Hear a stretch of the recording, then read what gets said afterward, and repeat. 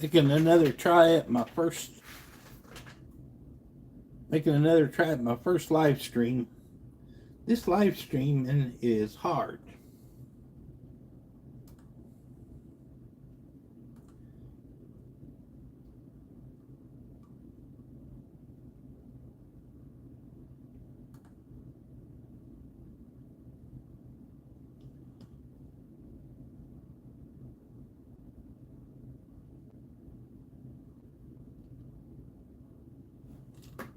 Okay.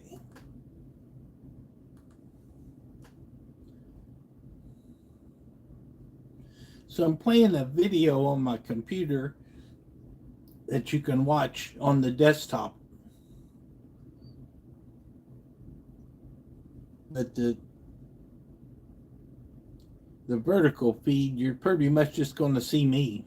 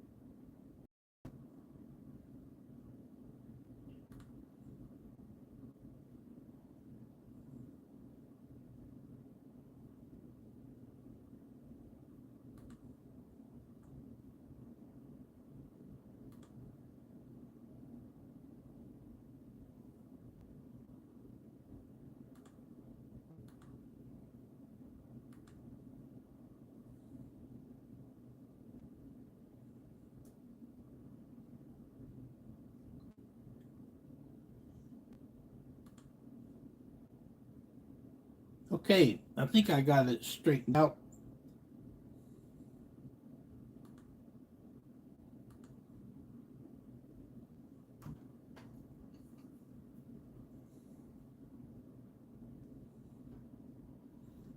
Yep, got it figured out, I think. So what I'm doing on the desktop, I'm playing a video, one of my videos while I'm live streaming, kind of hoping it'll fill in the gaps where I stutter and don't talk correctly, and also help promote this video. But I'm also streaming on the phone on the shorts feed, and I think you can see the monitor out of the corner, but I spun it around and it looked to me like the letters were backwards.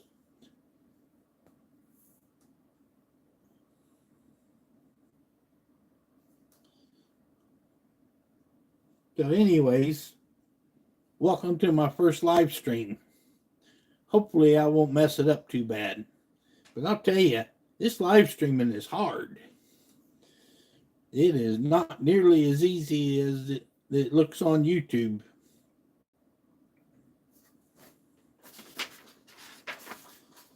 I actually had to make notes.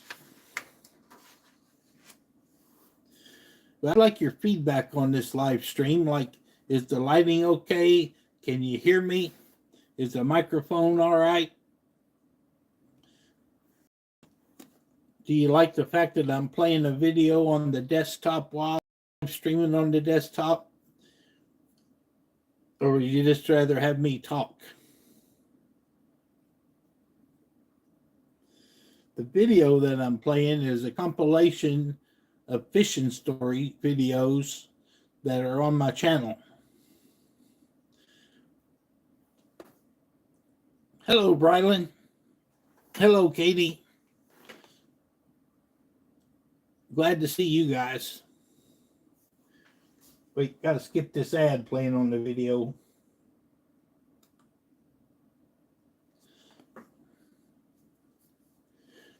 This is my first live stream, so it's a whole lot harder than it looks.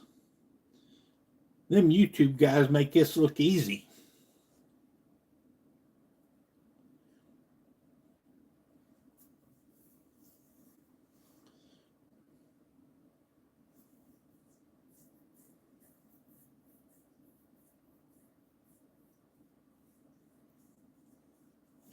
This whole YouTube thing, I really like it because what I do is I go fishing, I write off my mileage, and then I can go fishing for free. So I'm not under the kind of pressure that a lot of people are. But it's still pretty frustrating. Like, I'll write a script, edit, really do a good job, think, man, this is the greatest video ever. Upload it, flops like a pancake.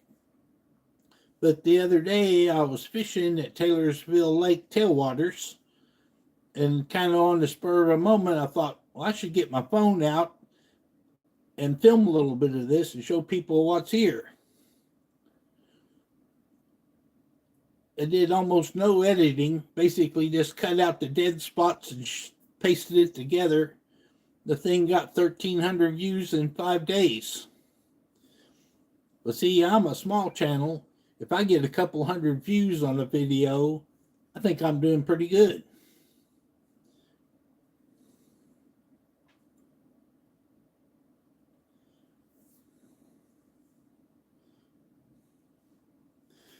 But the one I edited and worked on and wrote a script, I published it a month ago. It has 247 views.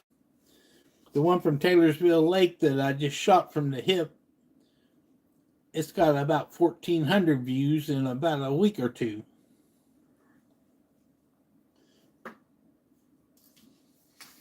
I've got quite a few shorts on my channel, but I'm kind of on the fence about them. I can't decide if I like them or not. You get more subscribers with short form videos, but the short form videos don't pay very well. Pretty much if you don't get 10 or 20,000 views, you don't make anything. And 1 million views don't pay you very much.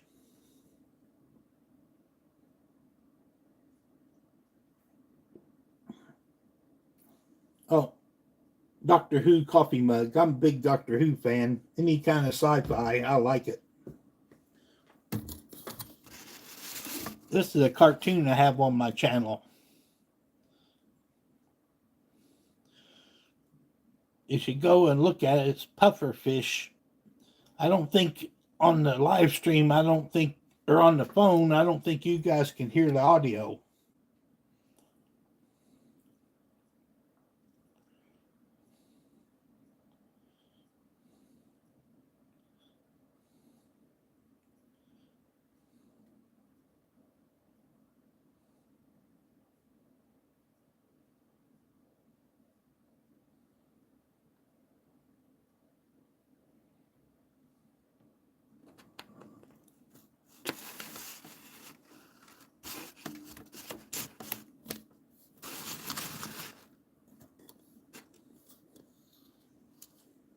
If you're wondering what that was, all the stories from these fishing videos, I put them in a Kindle ebook on Amazon.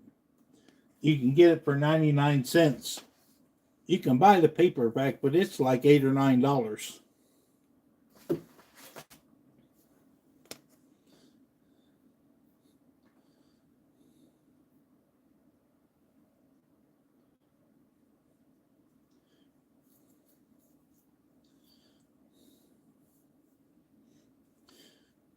But if you want to see that cartoon, it's on my channel, 967 Andy, and I think its title is Beware the Pufferfish. It's like 10 or 15 seconds long. It's not very long.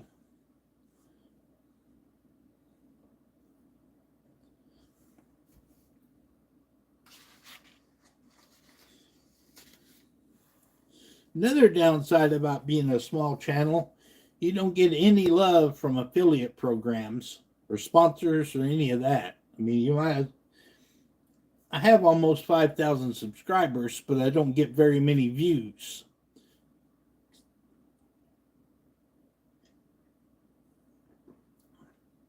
And I'm mostly a fishing channel.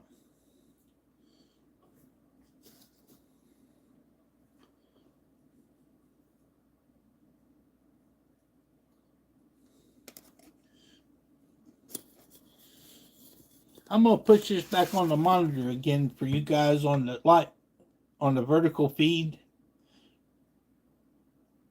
Are the words backwards to you? Are they mirror imaged, or is that just because I'm looking at it on the phone?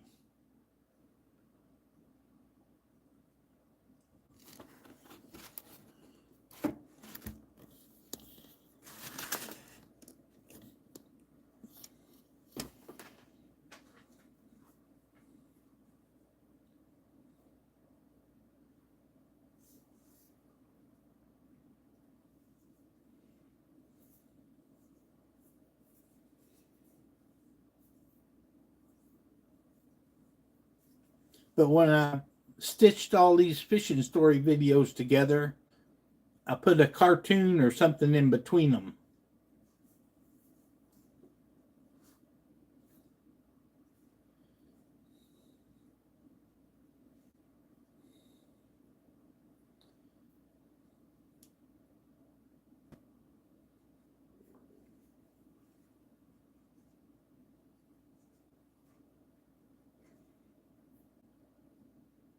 Looks like I got 2 people on the stream now. Oh, just went to 0. Hate it when that happens.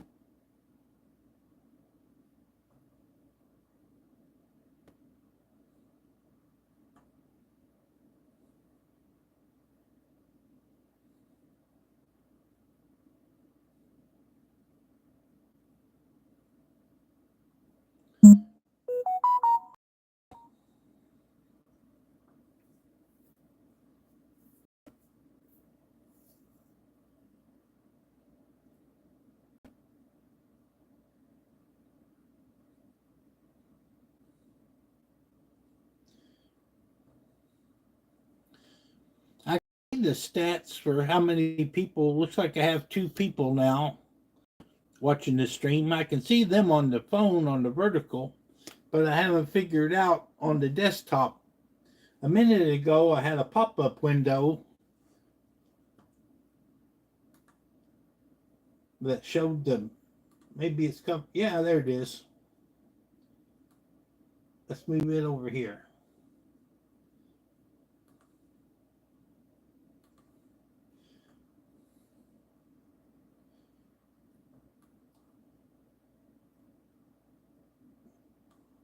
There we go. Now I've got stats up for both.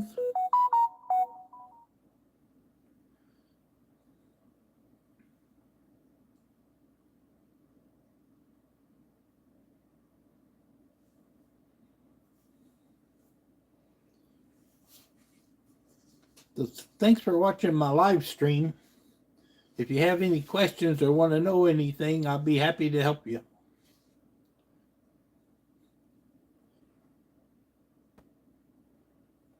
Looks like I have 1 person on the vertical feed. Thanks for stopping in. I have none on the desktop. So you guys are the winner.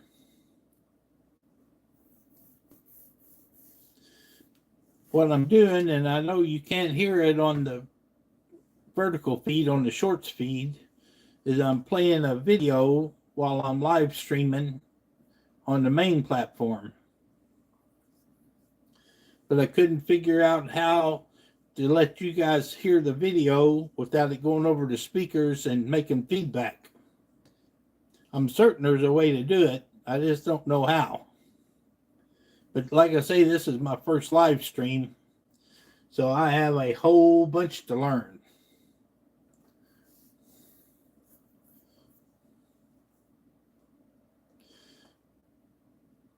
Yeah, I'm wearing headphones, but if I unplug it, then it reverberates and sounds horrible. I'll show you. As Grandpa guided the boat through the river, Sam sat waiting. I'll have to turn the volume up. Then, Sammy, can I try? Sam hung his head. Fine. Maybe it would get her. Okay. And he came up beside him and he handed her the pole. The lure is already in the water, and I've already set the line. One of my monitors is a TV. If you feel something pulling the line, you have to pull back fast and start reeling with this. He pointed to the handle. But you hear like there's an echo? He'll pull the lure back to the boat. Annie nodded, concentrating fully on his words. So I'm pretty One sure. hand gripped the pole tightly, the other held the reel end. Silence fell over the boat again.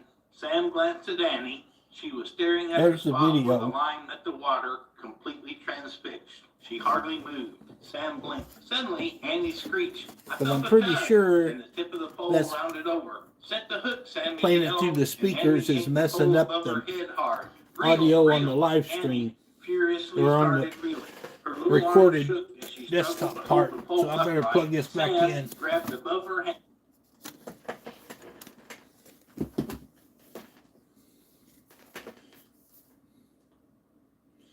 Well, that's interesting. I'll unplug it again. I don't really care much about wearing headphones. I don't actually like headphones. I guess I'll find out when this is all done and I replay it on YouTube. I'll find out how bad it is. I need to turn this down. Scooped the fish up in the net and held it up. The weight from the pole eased. Walleye, he said. There we go. Well done, Because then you'll never hear me. Annie asked, please, please. We can have it for lunch, Sam exclaimed. You can eat the fish. How does that sound? Is the video volume too loud? So, Grandpa seized the fish firmly and carefully. I could probably spin you guys around where you could see the video. Onto the plastic measuring board at the top of the live well. He paused as he squinted at the numbers. Then he opened the live well and threw the fish inside. That ain't working very well. Today, Annie and Sam cheered and high-fived. After that, they took turns using Sam's pole. Sam managed to catch a small perch that they had to throw back, but he didn't mind. He was having fun. When they got back to the house, can you read the captions from there, or are they backwards? Drinking coffee. Annie raced across the lawn to tell them to about people on the vertical feed. Sam helped Grandpa move the fish from the boat to the cleaning table in the garage. It was a good thing you let Annie come with us, Grandpa said as he began to clean the fish. Otherwise, we'd be starving. Sam shrugged. I guess this is really quite helpful. I'm learning quite a bit. Come tomorrow? Grandpa chuckled. I'm sure she'd love to. Annie raced up to him and grabbed his hand. Sammy, can you show me how to fish in the channel, please? Sam nodded. Of course, but it's a little different than in the boat. And Sam began to explain it to her as they walked back to the boat, happy to finally be able to share. Yeah, I don't know how to make this whole playing the video a small, peaceful town. A town with a lake in the on the middle vertical of it, live stream. I don't know how to make that work. Surrounded by meadows and riverbeds. It was no surprise that fishing was more than just a hobby there. It was a way of life, a tradition passed down through generations. I'm sure there's a way to do it. I just haven't quite figured it out yet. The yet. house he lived in, like most of the other lakeside houses in Enderburn, faced away from the lake, their backs to the water. Every window looked out onto the reeds. Oh. Every dream he had was of tadpoles and wading in the water with his friends. I used AI to do this one. I edited this one with AI. It's kind of a morphing thing. I thought it was like really cool. It was time he got to spend with his father, a fisherman by But I think I'm the only one on the planet that thought it was cool because it got like no views. Sometimes it was difficult for a child to share. These days were just for Noah and his father, for the quiet rippling of the water and the humming of dragonflies. From the moment Noah could walk, his father had started taking him on the lake, teaching him the art of fishing. They would cast off from the dock that doubled Well, as a Brylan, I back hope I porch got your name and right. spend I really countless hours appreciate your together, feedback and casting helping me, lines into the water because it's hard to know and what's reveling going in the on peace just that from only this end. fishing could bring. It's much nicer to have Those were somebody the on the other afternoons end Noah would open up the most. to let me know what's He going found on. himself sharing whatever had been bothering him, complaining about a teacher that had been rude to him, a failed test. But I'll tell you, how sometimes this live life streaming felt is too much big and harder scary to than it exist looks. in. His father, Johann, was always happy to listen. It seemed I guess a something guy about should the like write gentle out a rock of the script fishing and boat practice it called all and Johann do all into that. an openness he was unaccustomed to. Fishing with his father was Noah's safe place, but it was also where he learned the most about his father. Any childhood story Johann shared was told between the casts of the reel. Once, Noah lost his Has fishing any of rod you to a visited my particularly channel large and fish. looked at my It fishing thrashed harder videos? than he was used to, and it tore the fishing rod right out of his hands. Back down to He had one been scared person his on here father now. would be disappointed or But I make got him 3 want to buy likes. another I appreciate one. that. But instead, Johann had simply smiled and handed him his own rod. A few days later, he came home from work with a brand new rod and spent the evening before dinner teaching Noah how to hold it so that he wouldn't be taken by surprise like that again. Because freshwater fishing was a passion I'm they not shared, talking to the desktop Johann was very happy to much. impart the wisdom I of got his it. craft to Noah. I'm using a He learned GoPro. about freshwater fishing gear, the importance of quality reels, and You the probably can't nuances see it, of but I'm different using the fishing GoPro as a techniques. webcam for that Johann one. was always sure to emphasize the basics, the right bait, the perfect cast, and the patience required to coax a catch. The memories of those fishing trips etched themselves into Noah's very being, creating a mosaic of joy, There we laughter, go. and the quiet I companionship probably should that only quit a messing with father that and son camera. I'm could gonna share. make you seasick. But life has a way of pulling the rug out from under you, and tragedy struck when Johann fell ill. Noah would remember the day his father came home from the doctor's office for the rest of his life.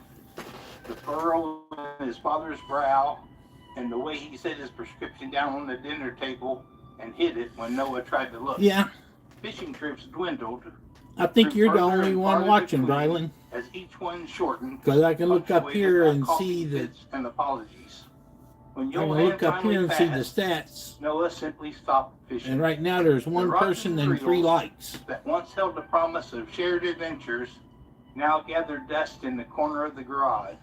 Well, I The can't lake, really expect once a people to stick sanctuary of around when I joy, don't actually know became what a I'm doing. reminder of what he was missing. The door to the back porch remained closed. Johann's boat stayed tied to the railing, and Noah let himself fall out of practice. Years passed, and the pain eased, but the longing remained.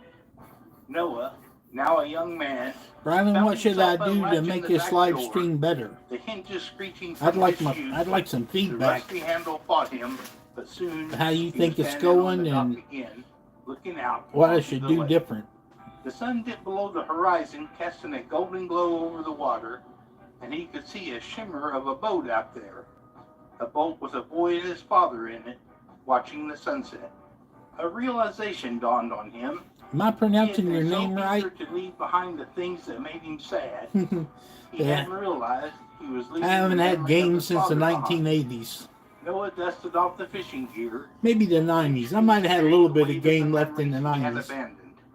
He unfolded a checklist of freshwater fishing gear, tracing the lines with his fingers. I'm starting to get to be an old man. I was born in 1961. The checklist became So a I guide, turned, a roadmap. I was back to the 21 passion years he old had in lost. 1982. With determination in his heart, Noah delved into the world of freshwater fishing tips and techniques, reacquainting himself with the basics. He read about the best bass lures of 2024, eager to catch up with the innovations that had emerged during his Back hiatus. to 0 viewers. As That's he okay. explored catch and release techniques and studied topwater fishing strategies, It's really good practice. the feeling of connection returned, like a whisper from his father guiding him, his hand holding the fishing rod alongside his own. The journey to regain his fishing prowess led Noah to kayak bass fishing, something he had never done with his father. There had never been the funds for a kayak before, with 3 other siblings to feed. Oh, you mean like They video were all games? grown up now, moved out. Only him and his mother remained.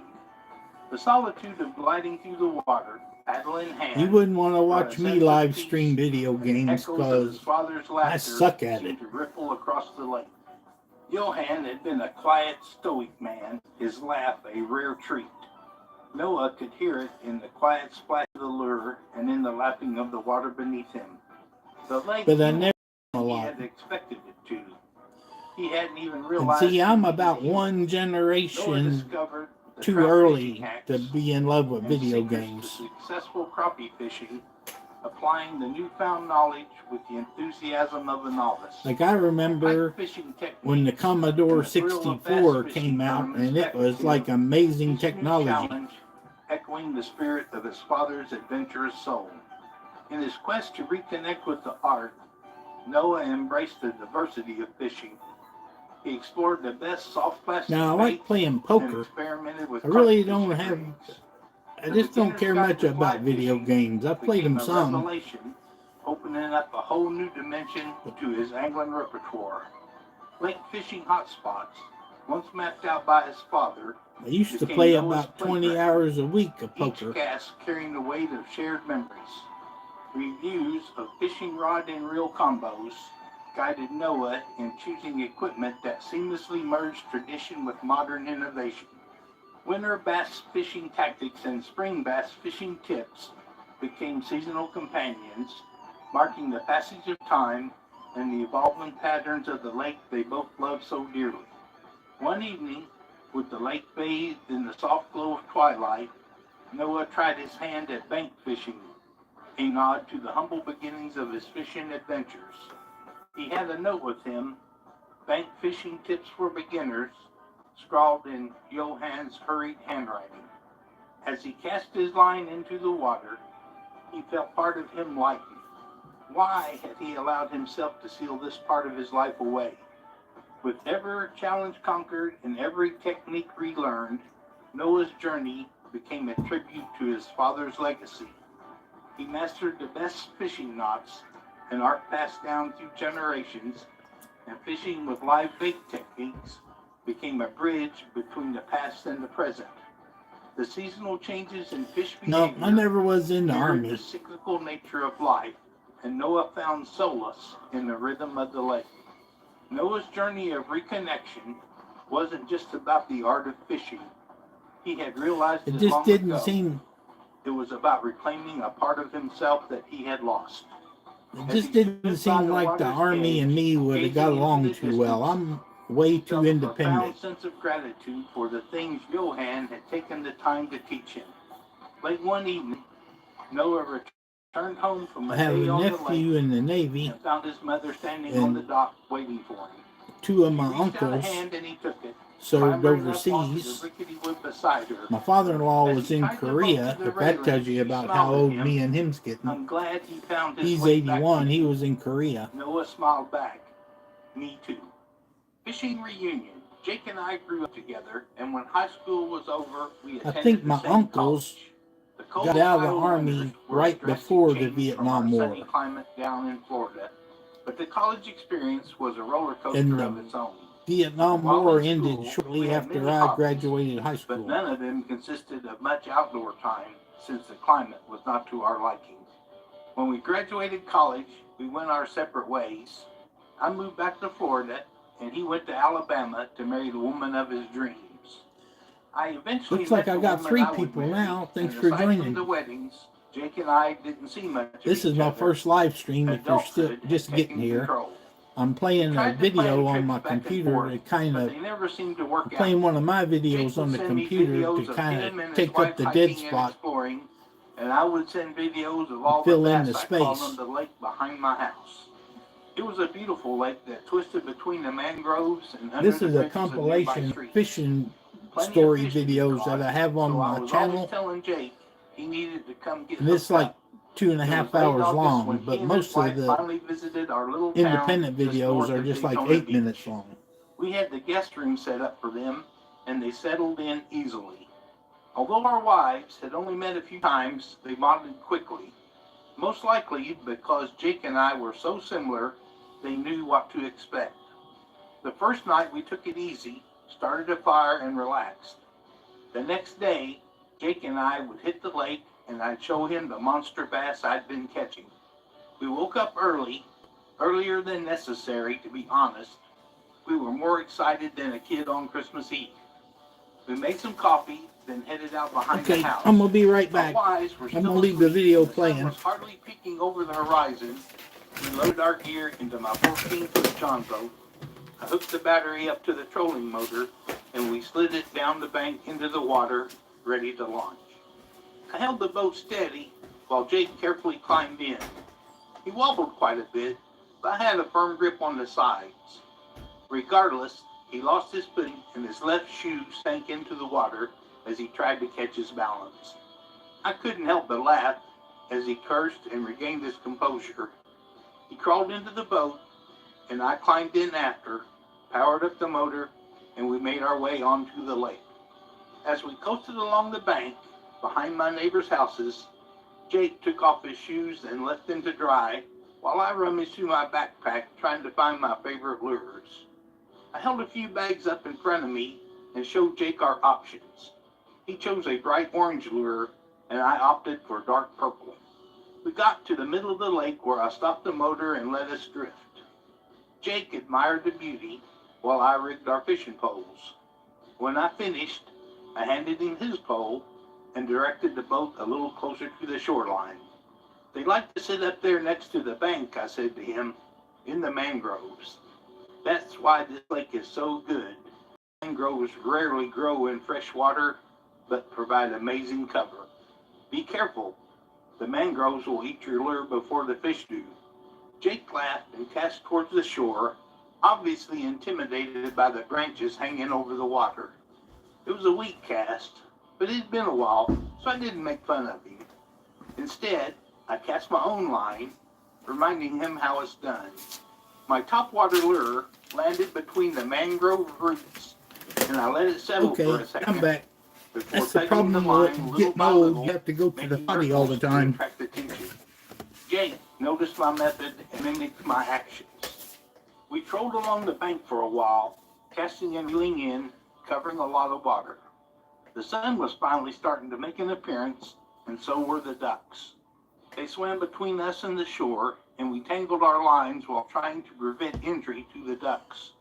We spent a solid 10 minutes untangling our lines, then decided to move away from the ducks. After quite a few more casts, Jake became overconfident. He overcast and his lure hooked into a low-hanging tree, wrapping around twice before it settled itself in between two of the branches. He mumbled something under his breath and I chuckled. Reeling in my line and directing the boat to the tree, I stood beneath it and untied his tangled See, I don't have dropping anybody it back in on the the boat before taking off to find a less desktop dense stream, area along the shoreline. so I don't know Since if it's the lake was reverbing surrounded through by this mangroves, microphone or not. It was difficult to find a spot with no trees. But I found one Supposedly, that had if you minimal got the coverage microphone and the started to speakers cast playing, again. This time, it echoes. it was me who got hooked, But and I it don't was really quite know. the recovery mission. After fighting with the line around the branches, I gave up, cutting my line. I guess when I saying get farewell done, to one I'll of my play it favorite lures. and see. I Then had I'll know. definitely scared all the fish off by then, so again, we relocated. I set up a drift, letting the breeze take us along a favorable stretch of bank while I rigged my fishing pole back up for more. When I looked up, I noticed we were 15 feet from a gator sunning himself on the bank. He wasn't huge, but big enough to keep an eye on. As we drifted a little I put past something him, on we the began chat. casting again. Finally, Jake hooked something and began reeling excitedly. The gator was startled and slid into the water to hide while Jake hollered, ready to see what was on the end of his line. Just as he was pulling it up to the boat, the gator made another appearance, snatching the fish right off Jake's line.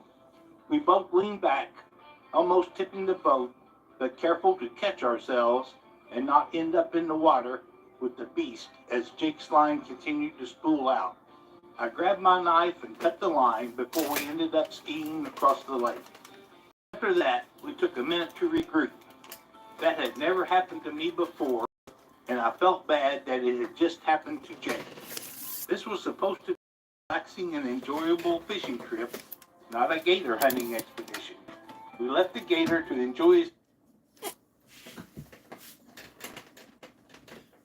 I put the headphones back on to see, that ways I can tell when I replay it if that causes an echo or not in the... Hey, thanks for joining us on the vertical feed. Yeah, I think they're gone again.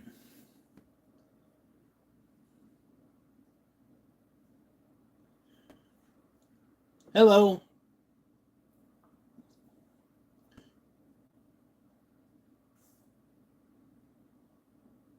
This is my first live stream, so sorry if it's kind of rough.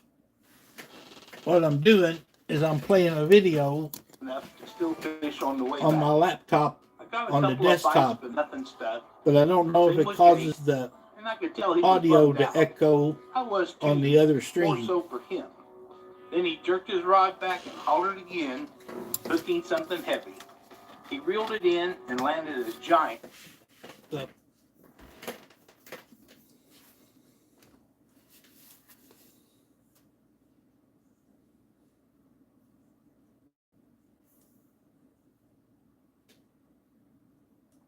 I'll tell you, this live streaming is much harder than it looks on TV. I watch the live streamers on YouTube. It looks easy, but it's hard to be interesting.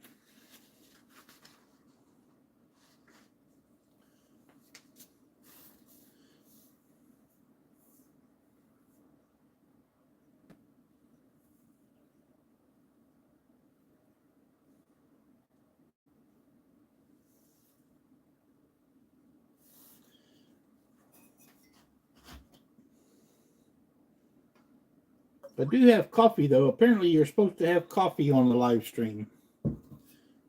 Doctor Who coffee mug.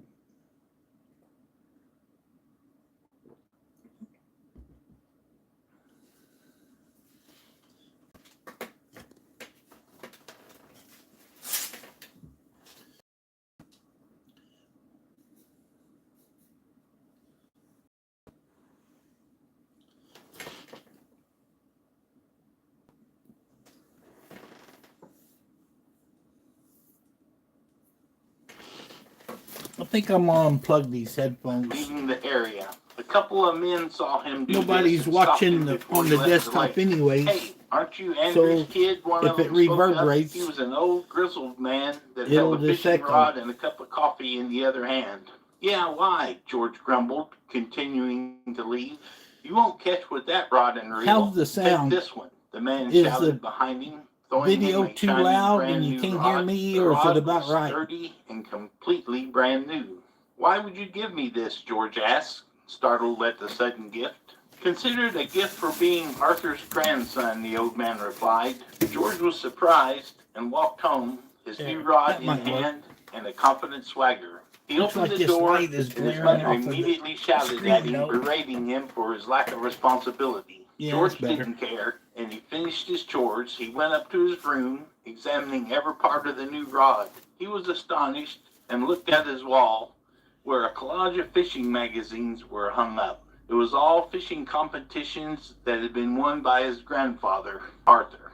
I wish I could be like him, George whispered to himself. I'm gonna turn this His late down just a grandfather hair. smiled in all of the pictures. The man he met at the lake had revered his grandfather so much as to give George a free rod and reel. He kept looking at the rod and thought to himself, pondering long and hard, why wasn't he a good fisherman? Why didn't he have any talent? Then his dad walked in. Your mother told me what you did today. Wait a minute. Is that a new rod? Yeah. Why do you care? George snapped back. Son, I'm not mad at you. Just tell me where you got that, Andrew spoke, his tone calm. He stepped towards George, taking the rod and reel, inspecting it. This is real nice, son, Andrew said, handing the rod back.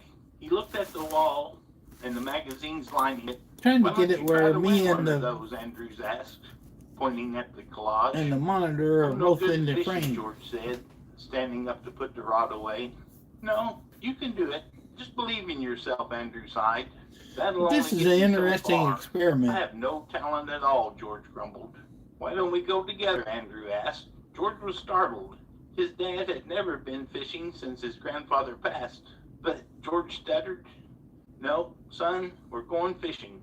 Get your stuff ready and we'll head out tomorrow, Andrew ordered. George readied his things and couldn't sleep because of the excitement for the next day.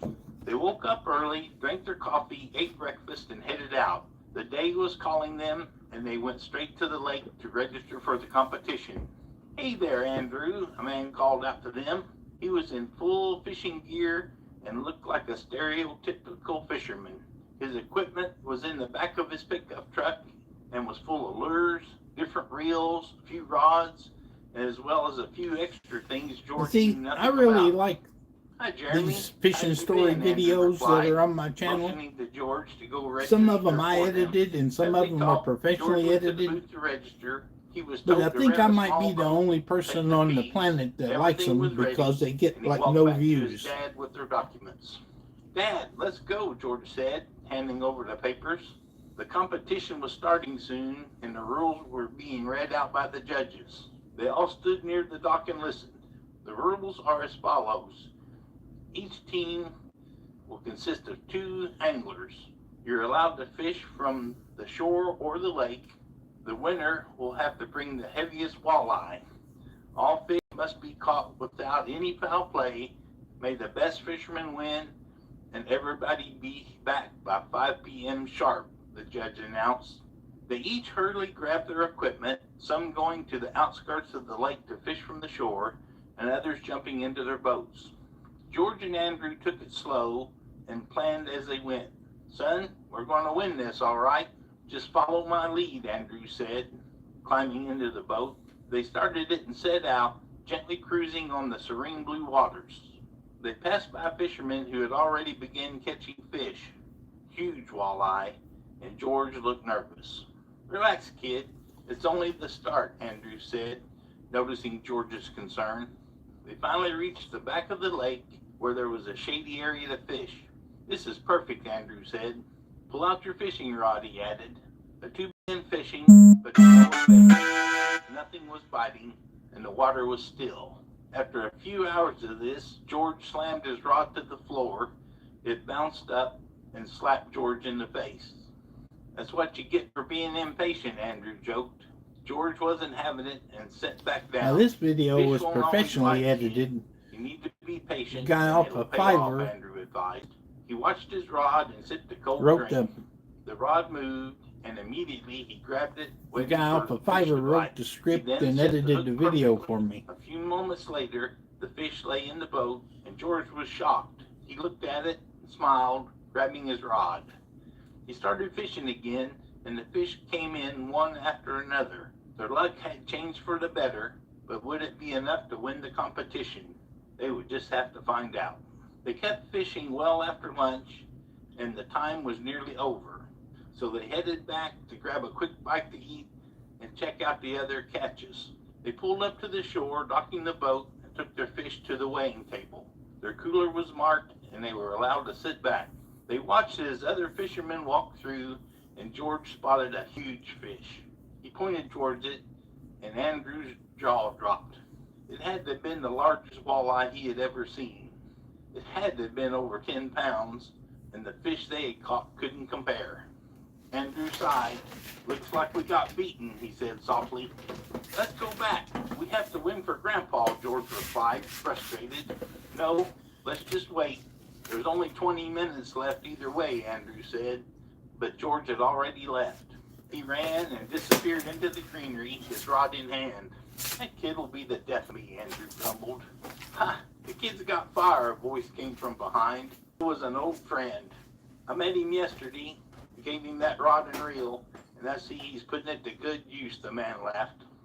Long time no see, Sam, George replied. I had a feeling it was you who gave it to him, George laughed. Time flies, man. kid's all grown up. Let me see if he can turn the tides and catch a decent one," Sam sighed. They both continued talking, and most of the fishermen walked through, each carrying a cooler, and they all marked theirs, placing them on the long table.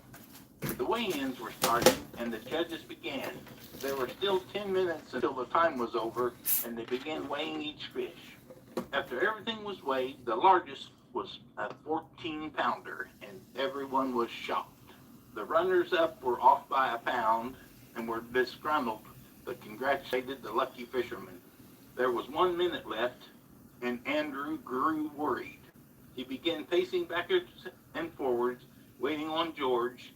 Then he heard a yell. George was running like his life depended on it. He beelined towards them in a huff. He held up the fish he had caught, and it was huge and looked nearly identical to the winner. He laid it on the table and looked proud. "Wow, George, I didn't know you had it in you. Let's see how much it comes out to," Andrew said, smiling. "The time is over. Weigh-ins are done," the judge said, handing that fish back to George, who looked upset. He turned his back and walked away. "Hey," a shout came from the crowd. "Let the kid weigh his fish. It was only a minute late," the crowd shouted. The judge looked at the winner, who laughed heartily. So if you're just joining me, this is my very first live stream. He deserves it. And I have no idea if it's any good or not, so I'd appreciate your feedback. If you put it on chat, 1/10 of a pound. like, is the lighting okay? Can you hear it okay? The crowd cheered. George had won his first competition. Andrew smiled. "That's my son," he shouted, pumping the air. George was given a huge trophy along with a decent cash prize. He went home happy as can be and hung up his own picture next to his grandfather's. He had finally won something, and from then on, he went on to win competition after competition and cemented himself as the boy who fished. From the shoreline, somewhere in the distance, he heard a blood-curdling scream, like a woman screaming at the top of her lungs.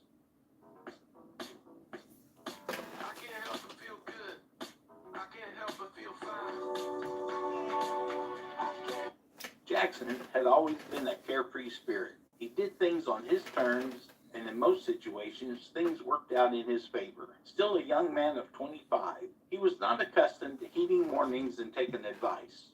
He was in pretty good standing with himself, so he valued his own opinions and interpretations of things more favorably than anyone else. But if there was one thing he enjoyed more than doing things his way, it was fishing. Since Jackson graduated college, he didn't get to see his old man too much, but he fondly remembered fishing together, recalling those as some of his best childhood memories. These days, though, his dad was a bit too old for a full day and night of fishing, and none of Jackson's friends. I'm playing a video while I'm live streaming to kind of fill in the gaps, because I don't really know what I'm going to talk about. He was going to take it, but in typical Jackson fashion, he was not going to do any regular fishing trip. He was going to hit a body of water that he had never been to before, and possibly few others have. The topic festered in his mind and became a bit of an obsession. He spent long hours into the night scouring the internet for out-of-the-way, hidden, largely obscure locations, but he finally stumbled upon a small body of water about 4 hours' drive from his apartment. The location was named the Invisible Lake. He loved the name, trying to dig into the origin of its namesake, but all he could find was that the small lake was located in a valley surrounded by tall, rocky mountains. Jackson adored the cleverness of the name. That was enough to sell him on the lake, and he shut his laptop, satisfied with his choice. But the rash decision left him ignorant of the disclaimers and the warnings that followed. 2 weeks later, Jackson was packed up, ready to go, canoe firmly strapped down in his pickup bed. Man, this live streaming is hard. On a Saturday, stopping for breakfast at a local joint, eating his fill, and then at the bait store to pick up some last-minute tackle. Satisfied he had everything he needed, he climbed into his truck and headed down the highway towards his destination. His excitement made his trip seem I'm not sure how many people's watching. I think I got one at the moment. He was headed out alone. If you don't mind, let me know how the audio is. Can you hear me okay? And would probably want to leave when it got dark, probably worried about bugs, noises, and utter darkness. Jackson didn't want to put up with any of that. This was his trip, and much like everything else in his life, he was going to do it his way. After stopping by a store, picking up snacks, food, and supplies a few miles from the mountain roads, Jackson stuffed his cooler, placing it in the passenger seat. It was time to head to the lake. The roads were windy and had certain turns a bit too sharp for being up on hills. Jackson took it easy, letting his adventurous spirit and bravado drive him onward. He entered a seriously questionable tunnel through one of the mountains and came out on the other side a couple minutes later to a lack of paved roads. The path was graveled for about a mile, but then just became a beaten track. He was surprised to see people walking around. They struck him as not the sort of folks one would find in the city or the suburbs. They were not only rural, but mountain weathered. They looked upon him curiously as he pulled up. Looking around, he began to look for the lake. His GPS was hardly operational in the mountains, and he had no clue where to go from there. Then again, the lake was invisible, he thought, so it certainly lives up to its name. Without any signs around, he was going to have to waste his time wandering around and wanted to get to his fishing expedition. He rolled down the window, flanking an elderly man with a wrinkled face, protruding cheekbones, and deep-set brown-black eyes. "Good afternoon, sir. I'm looking for the lake, the invisible..." I'm playing one of my videos in the background while I'm live streaming because I'm not 100%. This is my first live stream. I'm not 100% sure what to say or how to keep a running conversation going. His eyes shifting to look at Jackson's pickup bed, noting the canoe and buckets. Finally, he turned back to Jackson and said in a grave voice, "Young man, I think you're confused. There is no lake here." He didn't strike Jackson as insincere, but he thought maybe the locals called it something else. He had an odd accent that Jackson couldn't place. "I think you misunderstand. I'm looking for the lake in this valley. Going to do some fishing today." He casually threw his thumb backward over his shoulder and smiled, "Just trying to get down there to set up. It's on the map, but there isn't much of a road here, so I just want the quickest, safest way down." Jackson waited a moment, seeing if the man would speak. When he didn't, Jackson continued, "Look, if you can't help me, that's fine. I'll ask someone else." He gave the man another moment and then nodded and started rolling up his window, figuring he could take his chances with a less weird local later. Just as the window was almost rolled up, the man spoke, causing Jackson to roll it back down. "It's not a lake, it's a pond, and it's not a good place. You are a young man. Be wise. Find another place." Jackson sighed. "All right, look, we're both adults here. I don't need the scare tactics. I just want to go fishing." "No fish," the man interrupted. Jackson was getting fed up, but the man spoke again. "No fish," he said calmly. "There are none in the pond. It's a dead pond. Nothing..." And he hesitated, as if he was trying to use his words carefully.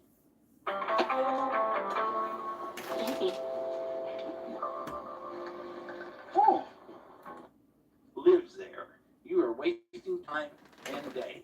Jackson sat back and rolled his eyes. "Listen, man, there are not dead ponds or lakes. There is marine life everywhere that's not a puddle. So I appreciate the local lore for whatever this is you are getting at, but I am not your responsibility. Just show me the lake or pond and I'll be gone." The man's black eyes narrowed. "That you'll be. That you'll certainly be." Shane pointed down the hill. "Head down a ways and park where the trees get too thick. You'll have to walk from there. You'll know it when you get there, but..." Jackson didn't wait, and he started rolling up his window. "Leave before it gets dark." The stranger's voice was muted by Jackson's shut window and cranked up radio. He gave the stranger a thumbs up and moved forward down the hill. He finally got to a place where the trees were thicker and the beaten path abruptly ended. He looked forward to seeing the lake in front of him. It certainly did look more like a mid-sized pond, and it was obscured by hilly mounds from nearly every side. Jackson got his things together, untied his canoe, and dragged it down. About 20 minutes later, he had everything set, so he pushed the rocking canoe into the water and climbed in, paddling out towards the center. Finally, he was here.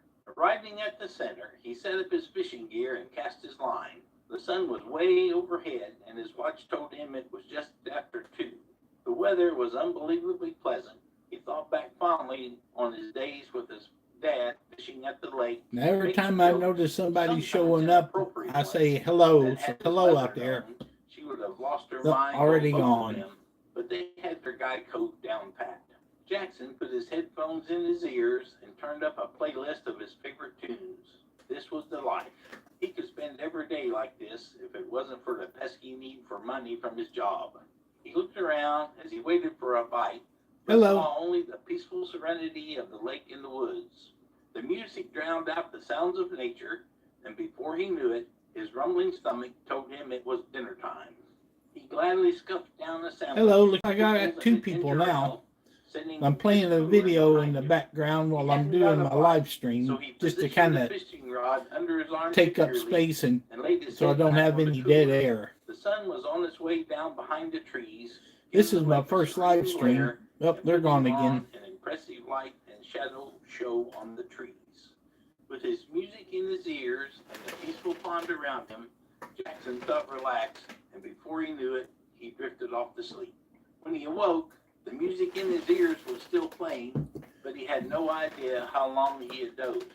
He felt the rod under his arm and opened his eyes to take a look around. When he opened them, he first questioned if they were still closed, as all he could see was absolute darkness. He rubbed his eyes, trying to adjust, and blinked away the sleep.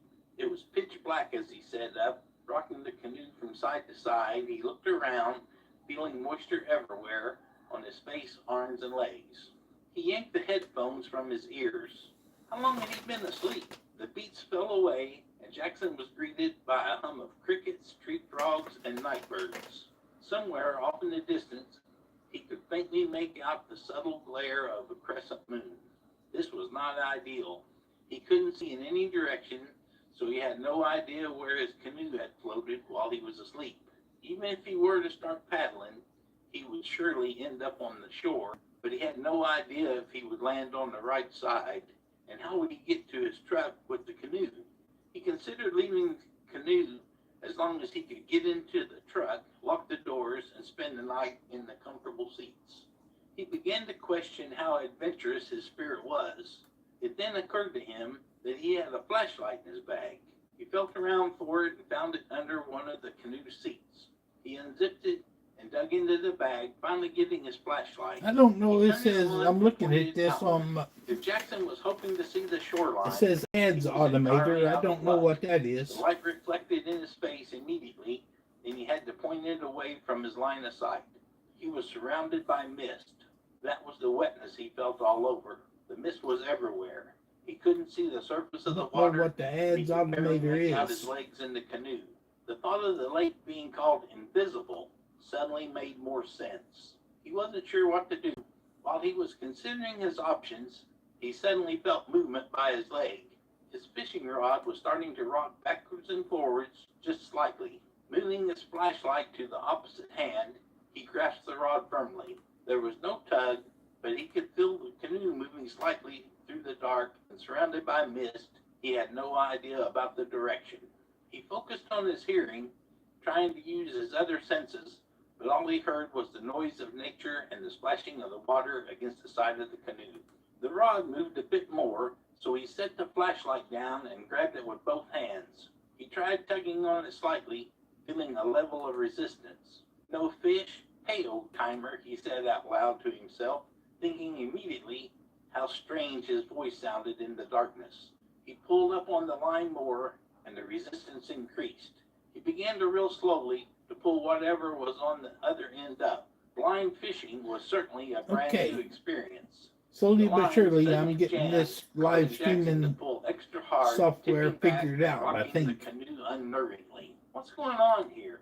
He debated on whether or not he should just set the rod down, hold it in place, and wait till he could see once the mist cleared. But there was no guarantee of that happening anytime soon.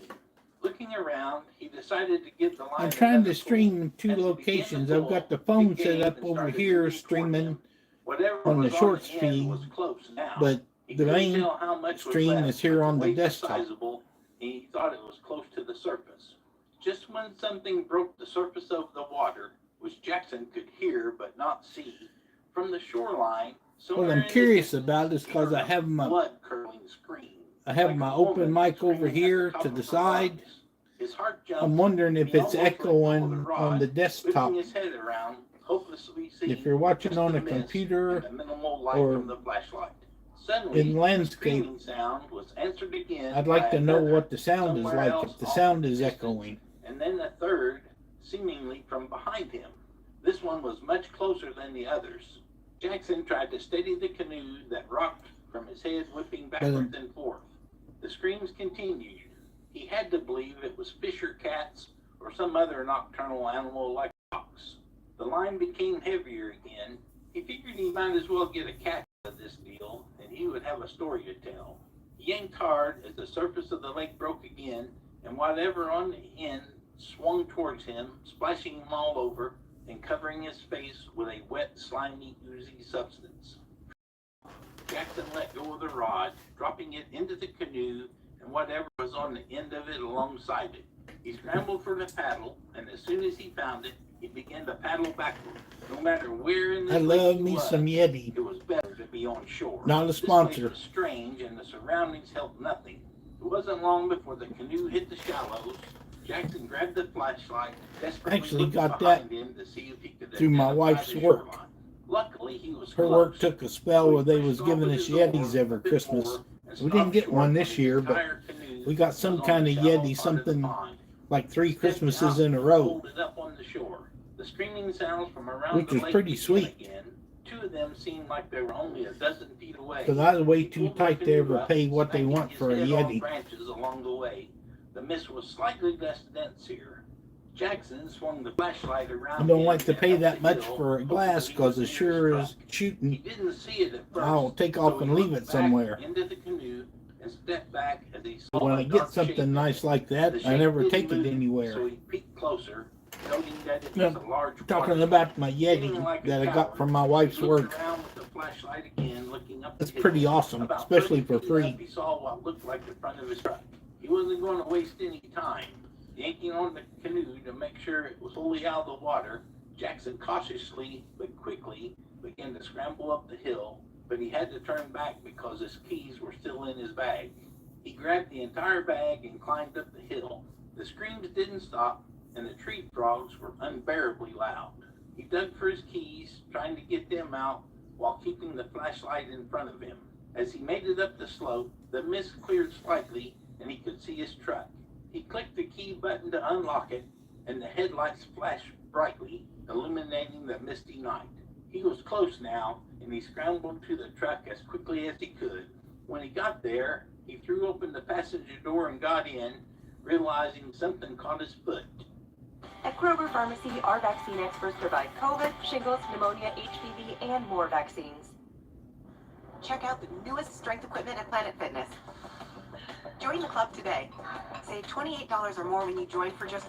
Panicking, he ripped at it, and it came loose, letting him in the truck as he turned and slammed the door and the lock shut behind him. At least here, he felt in relative peace. He huddled up in the seats and looked around until exhaustion overtook him. Surprising as it was, since he had just woken up a while ago, he fell asleep. When he woke up in the morning, the sun was shining into his truck, and he squinted as he moved out of the way. He glanced around, seeing nothing but the serene scene from the previous day. As he made his way out of the truck, he realized that a brute by the truck had a small piece of his pants on it. That explains his foot from last night. He got down the hill, threw the giant water plant out of his canoe, and dragged it up the hill, tying it to his truck bed. After struggling to turn his truck around, he finally headed back up the hill. When he neared what began to resemble a road, he saw a couple people sitting on a log. One of them was the old man he saw the other night. As he drove by, the man smiled slyly and raised his hand in an almost mocking gesture. Jackson ignored it and drove home, vowing to make this weird lake a truly invisible one to him from now on. The fishing tournament was starting. The prize was 10 grand. Paul and Dwayne were excited. Last year they weren't prepared, but this year they were ready. They had spent all year planning on their sure victory. Paul, we got to get this or it'll all be to waste, Dwayne said. Paul didn't reply, was staring into the distance with fire in his eyes. Dwayne turned to see their rivals, Brad and Billy Smith. The twins were hated by everyone. They had won 7 tournaments in a row just this year, and even though the judges paid close attention to them, they had no evidence of any cheating or foul play. Hello. Paul and Dwayne both knew this was baloney. Those twins are cheaters, Paul cursed. Dwayne turned to him, holding his shoulders. We'll get them, don't worry. The judges beckoned everyone to the dock where they would set off on the lake. There were 20 teams all ready to win. The head judge announced, all anglers, please go to the cabin to register before boarding your boats. All anglers will set out at exactly 7:30 a.m. and be back here at 5 p.m. This gives you ample time to fish. The species is bass, and the total weight at the end of 2 days will decide the winner. A dead fish is not eligible for weigh-in. The participants all nodded and went to register. They now stood on their boats. The signal went, and all the anglers moved out. Dwayne and Paul had both grown up on this lake and slowly cruised along, avoiding the other boats. The Smith twins zoomed past them in their luxury boat, bought with their winnings from other competitions. Paul swore under his breath. Paul and Dwayne were now at their favorite spot, a shady area under the towering trees. They chose their favorite lures and began casting. The twins could be heard cheering in the distance. Their obnoxious behavior angered the two friends, but they used this to fuel their resolve. Dwayne had a catch and he pulled up, setting the hook perfectly, and in under a minute, he had the fish in the boat. A huge bass. They waited and put it in the live well, a good catch to start the day. The next bite came, and the next, and slowly but surely, they caught a few decent fish over the next hour. When they inadvertently foul-hooked a trophy bass, they noticed there was something very strange. Dwayne pulled the fish to the top of the water, only to discover it was on a stringer. There were 4 more trophy bass on the same stringer, which was held in place by a rope and a small anchor. What the world? Paul muttered. Both men were shocked. Someone was cheating by staging fish under the water. Should we tell the judges? Paul asked. Dwayne paused and said, I have a better idea, his mind scheming up a plan to out the Smith brothers and stop their cheating once and for all. Paul released the fish, and the two set off slowly to avoid making noise. They crept up on the twins' boat and began fishing just out of view. However, they could still see the twins through the branches of a tree. They were completely hidden, and Paul began to record the twins. Eventually, the twins pulled up a pen containing 5 trophy bass. They cheered and started putting them away. Dwayne was catching fish at the time, and Paul shared the video. Both grinned at each other from ear to ear. They had clear, solid proof of the twins cheating. Now, all they needed was to get this to the judge. The pair kept on fishing and casually passed the twins, who jeered at them as they cruised along. The two simply kept a straight face and returned to the dock. They got off their boat and immediately headed to the judge's table. The other judges were away watching the different participants to make sure there wasn't any cheating. The head judge sat at the table, and when the duo walked towards him, he greeted them with a warm smile. Paul handed him the phone where the video played, and the judge was shocked. For memories that last, and produce that lasts longer too, only Frigidaire's Crisp Seal Fresh Crispers have an antioxidant filter to help you waste less food. Frigidaire. Hey, Mom. How was it? It was amazing. Between milestones like this may start at age 9. It's really hard. It smells like you did. HPV vaccination. He held the phone for a few seconds and handed it back. He now turned to the 2 men smiling, and he said slyly, What was it you wanted to show me? All I see are pictures of your beautiful catches. Paul and Dwayne were shocked, and Paul went back to the video, but it was gone. What the world? Paul muttered. Dwayne looked over and he saw the video was gone and realized the judge was corrupt. Of course the twins were relaxed. They had someone covering their back. Paul and Dwayne were infuriated and stared daggers into the judge, who kept the act up smiling. The judge said coldly, "If you have nothing to show me, then hurry up. You don't want to be beaten, do you?" Dwayne and Paul walked away, each step they took heavy with distaste. "I have a copy," Dwayne whispered to Paul. "The one you sent me is still on my phone, so we have to plan how we should do this properly." Paul and Dwayne heard the judge on the phone, presumably telling the twins what had happened. They returned to their boat and left. There was only 1 hour remaining, and some of the others had already returned. Dwayne racked his brain for ideas and realized the simplest one. We can't guarantee that all the judges aren't corrupt, so we can't risk showing them the evidence we have. We should just call the police, Dwayne said. Paul looked puzzled. "The police won't come out for a fishing tournament." Dwayne replied, "That's the neat part. We both know the twins have anger problems. We should just wind them up and wait for the charge to make itself," Dwayne added with a wink. The day had ended, and Dwayne and Paul had caught a decent amount of fish. But the second the Smith brothers came to the stage, they carried 5 trophy bass. Paul scoffed, and Brad, the bigger of the twins, turned to him in anger. "What are you laughing at? You don't have half the weight we caught." Paul egged him on. "At least my fish were caught properly, and I didn't need to cheat." He was cut off by the hard hand of Brad punching him in the mouth. Just before swinging again, Brad stopped and said, "Don't do that again." Paul winced, and Dwayne gave him a thumbs up, signaling the cops were on the way. Paul laughed in between rubbing his cheek in pain. I kind of had an idea. I think my next live stream, I'll live stream editing a video. I don't think I've seen anybody do that. Judge quickly decided to start the weigh-in so he could get Not it that I'm over and done particularly with good at before the editing, cops arrived. The other competitors but that all might be rallied something behind people Dwayne would and find Paul. interesting. "Cheaters, cheaters, cheaters," they chanted. Brad and his brother Billy withdrew, running to the car to escape the situation.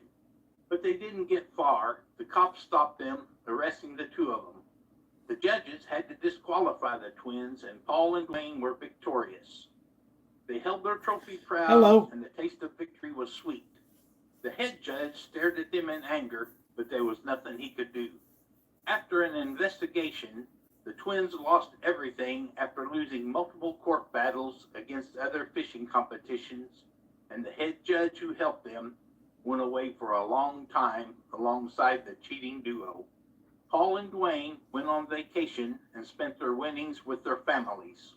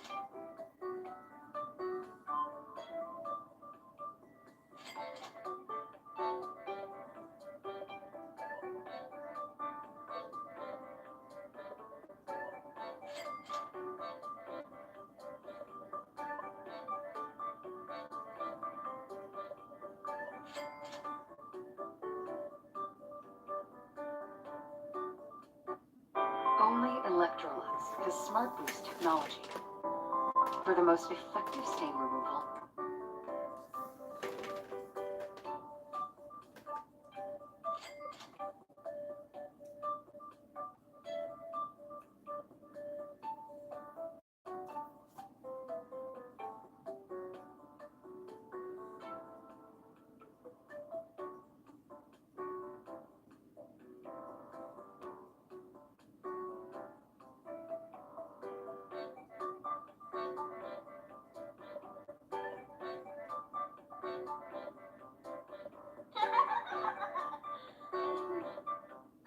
cunning catfish escaped the frying pan. The fish's long tentacles had poked up through the water surface and quickly became submerged upon sight of the team. Dally Simpson had been sitting on the riverbank since early morning, waiting for Legend to show. Legend was a catfish that the entire town, at one point or another, had attempted to catch. The fish was legendary in size and myth. Some in the town say that Legend must have been as long as a submarine, having a broad, flat girth, at least for a fish. This moment, Legend watched from a distance near a rock underneath the water as the boy placed the bait on the end of the hook and tossed the line into the water. The boy could not have been more than 15 years old. Even so, Legend learned long ago never to underestimate a fisherman. Regardless of who they were and where they came from, they would batter and fry him in their pans if he was not careful, so they would all be respected. Dally had no idea that Legend had been watching him for several days over the week. This particular week had been the town's 2024 fishing tournament. The winner received bragging rights, Be right a back. trophy, and $15,000 in Tough prize getting old. money. Over the week, Legend watched as a multitude of fishermen and women came and scouted out the area, each trying to outdo the other in finding a choice spot. Tired of having to outwit every man, woman, and child with a fishing pole and a dream, Legend set about putting a stop to this chase that always ended up with him hightailing it back out to deep water, at least until the furor subsided. One year, he outran a millionaire who set about winning the tournament by installing cameras on the bottom of his yacht. Luckily, the boat was too big, and as the millionaire barreled after him, the boat got stuck between two large rocks. However, that attempt was mild compared to the scuba divers who tried to capture Legend. That was a very close call where the fish missed being harpooned by the husband and wife team that nearly caught the fish of all fish. While the young couple did not walk away with the prize that year, they were one of the only people to get close enough to Legend to take a picture of him, testifying to the fact that the catfish did exist. The image of the spotted catfish's tail swimming away from the bright light of the underwater camera was plastered over every newspaper in the country for weeks. Right now, Legend remained still as he watched the boy take out his lunch to eat. A few minutes later, Legend's pal Finn swam up beside him. "I thought you said you were going to stay out of sight this competition," Finn said, swimming past Legend to see what the catfish looked at. Legend said, "I'm watching the kid because I think he came out here specifically for me. The boy has not left that spot. He's camped here the last few nights, and I don't expect him to leave until the tournament is over." "Those are the worst types," Finn said. "They're relentless." Legend shook his head, and the little tentacles in his mouth swayed in the water as he considered his options. "What are you thinking?" Finn asked. "I have to find a way to stop them," Legend said, "from coming out here every year looking for me while not getting reeled in myself." As he finished this last statement, Mullet swam by them. Mullet was a largemouth bass whose shiny scales glistened in the depths of the water. As large as Legend and the most handsome fish in the river, Mullet was Legend's frenemy. Well, more like an enemy. The two fought over Legend's prize spotted coat, and they had been The at two odds things since. I don't like much about getting old. Legend and Finn caught One sight is the of arthritis largemouth in my bass, left knee, both and shook two their is heads having to at go to sight the of bathroom fish all the time. prancing around in the water, while the men and women above were waiting to reel in anything to land. "I think I have an idea," Legend said. "You'll get me that fancy coat." Finn said, "You mean the spotted one those people took your picture in?" "Of course, dimwit, the spotted one. Hurry before Mullet leaves." Finn left, returning a few minutes later with said spotted coat. "Swim a little closer to where that peacock is strutting his stuff," Legend said. Sure enough, Finn dove, but accidentally dropped the coat. Before Finn could retrieve it, a large line with a hook attached to it fell into water, and every fish in That's sight funny. I was scattered, reaching for my hiding phone in and I'm many using nooks it and to live crannies under stream on the river. short speed. Everyone except Mullet, who could not take his eyes off the coat. The largemouth bass went straight for it, ignoring the hook and the men approaching in their boats. Above them, Legend and Finn hid under the rock where Dowley stood with his line in the water, and heard someone yell, "The kid's got it. I think he's got the Legend." True enough, Dowley had dropped the line in the water just after Finn sauntered into Mullet's view. Meanwhile, by this time, Mullet pulled the spotted coat over his scales and checked himself out in a mirror that had lain in the bottom of the river for a couple of decades. As he was about to make away with the coat, he got caught on Dowley's hook. Legend, Finn, and almost every fish in the river that day watched as Dowley reeled the comeliest one of them out of the water. Soon after, Legend and Finn heard the men congratulating Dowley on catching Legend. At first, Dowley was unsure because he could not see the whiskers, the signature mark of a catfish. Soon, Dowley became swept up in the revelry of making such a catch. That and the thought of bragging rights, the $15,000 in cold hard cash, made it easy for Dowley to forget the questions that nagged him about whether he actually reeled in Legend. They also listened as Mullet flipped and flopped on the rocks as he tried to scuttle, slip, or slide back into the depths of the water. Soon after, the smell of fried fish permeated the entire area. Beer bottles clinked together and loud music filled the air. For the first time since the competition, Legend had peace. Dowley won the contest, reeling in the legendary Legend. The catfish rid himself of his worst rival in the river. Best of all, the town believed they had just eaten Legend. No more annual week-long hunts for Legend, and no more hiding under rocks and debris to escape from the hordes looking to make a name in the sport fishing world.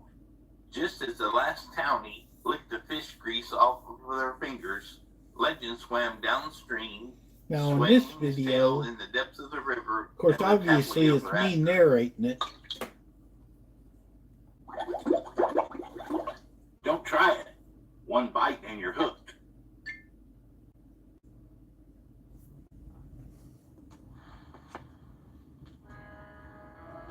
I'm skipping the ads on this screen because Beside a small town in the middle of nowhere, I'm playing it myself, so I don't get any ad The revenue ribbon on of that one. life and magic winding its way through the scenic landscape, its waters teeming with secrets and stories untold.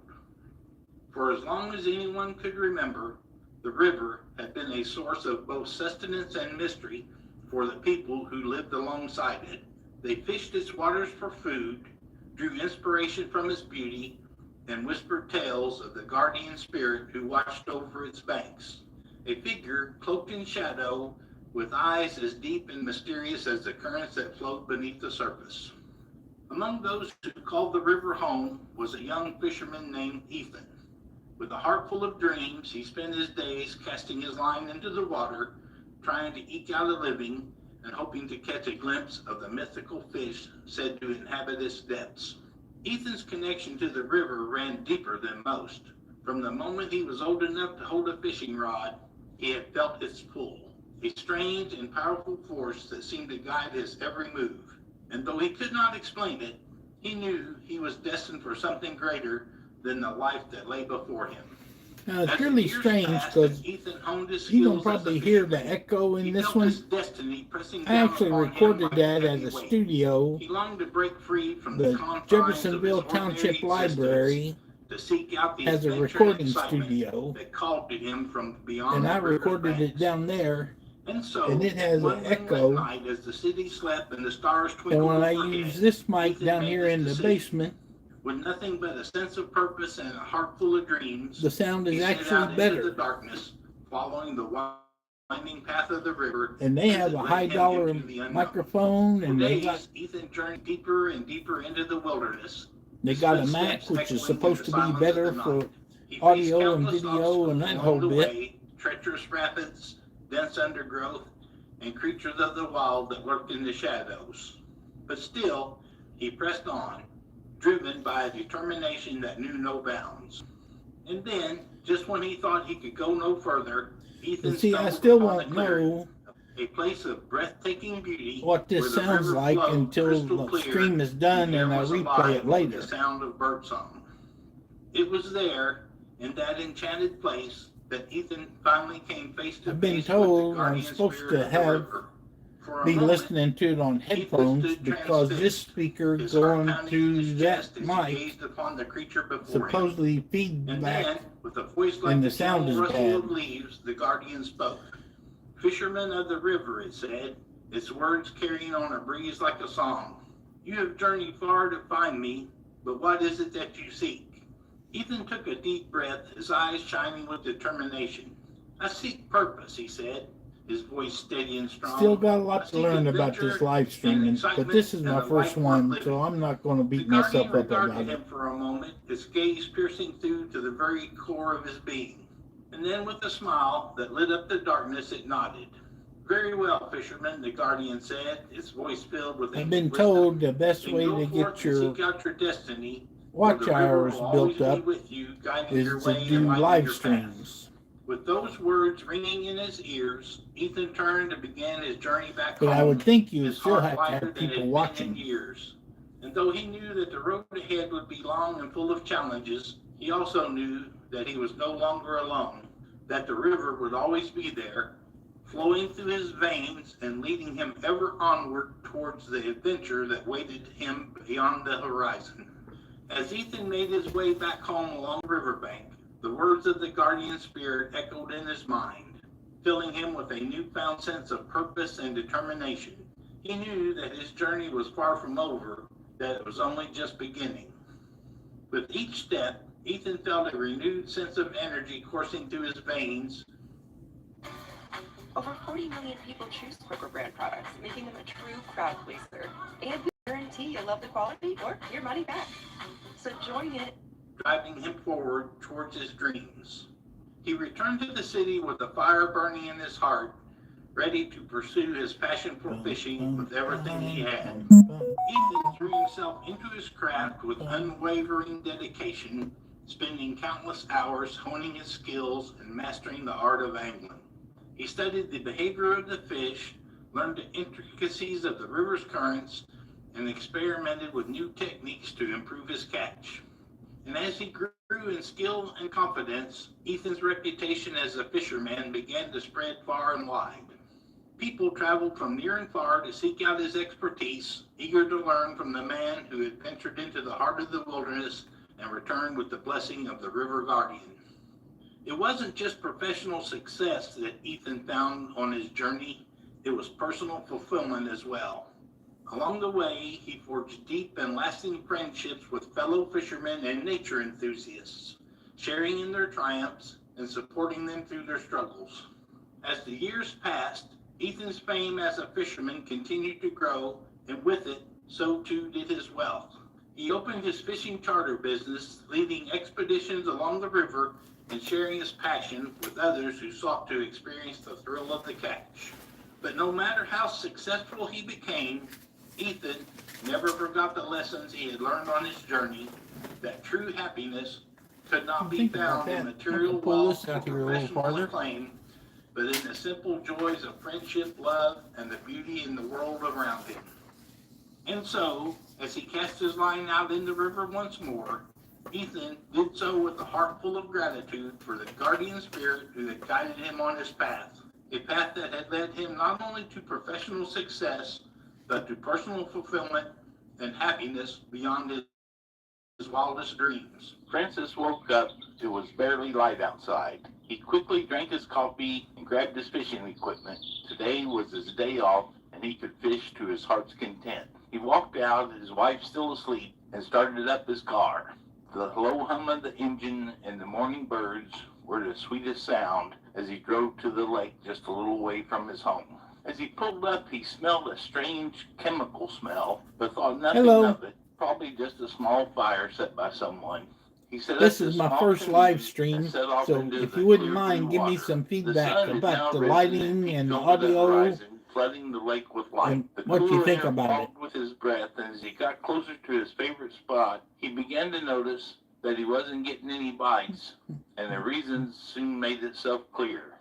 In the corner of the lake lay a dark, dirty pipe. Sludge spewed from it, the surrounding waters a dark, dirty green. Francis welled with anger. "What in the world?" he shouted, going back up to the shore. I'm definitely He pulled his getting more canoe out of viewers on water the short and feed walked on over the to the pipe. It had been set up so that he couldn't move it, and a logo was etched into the plastic, the Ethic Corp. The name angered Francis even more. They dared to call themselves ethical when they were dumping into clean I'm getting water. a lot more He kicked viewers the pipe. A crunch came from on the it, but it stayed phone in on the place. short He feed walked away, knowing the that if portrait, he removed it, it would only be and I replaced think I've only almost had 2 immediately. people stop He needed in to find the root of the problem. on my He main went home, channel, the his live one free day stream ruined, that's and anger landscape. continued to rise with him as he drove home. He opened the door to his surprised But the wife. She was people cooking on the breakfast for herself, phone but noticing he had come on the home, shorts she gave it feed, to him instead, making herself another they breakfast. stay at "Good morning, just honey. a few Here's some seconds breakfast. and then You they're look gone. angry," she I had prodded. one person we Francis had a sighed. "They've conversation. ruined Treasure Lake," he grumbled, playing with his food. His wife sat down beside him, comforting him. "Tell me what happened." Francis explained everything, and Mary was shocked. "Go to the mayor in an hour or so and get this fixed. I know how important this lake is to you," she suggested. Francis smiled, eating his food. A burning flame ignited in him. He was going to fix this, he thought to himself.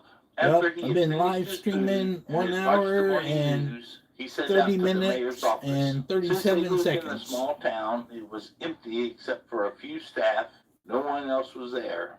Francis was well acquainted with the mayor, as they were childhood friends. "Hey, Michael, how's I it have going?" no idea Francis how asked, this live stream's walking going. into This is his my office. very first Michael one. sat, doing some I think it might paperwork, be but he rougher than a pushed it corn aside cob. with a warm smile. He welcomed Francis. "Hey, long time no see, brother," Michael laughed, shaking his I hand. think my next "I want to talk live about stream, something I'm serious," going to live Francis stream said with editing a somber video. tone. He faced Michael. "The lake we used to play on and fish What I has do been is I running edit my by." videos Francis with a stammered, stopping pre-program his called voice from turning Shortcut, into a shout. "By and some then disgusting I have company a dumping their Canva trash anywhere Pro they please," account, he finished, letting and the I put info them in soak in. there, and "I I know add very like well what you're stickers talking and about," Michael overlays replied.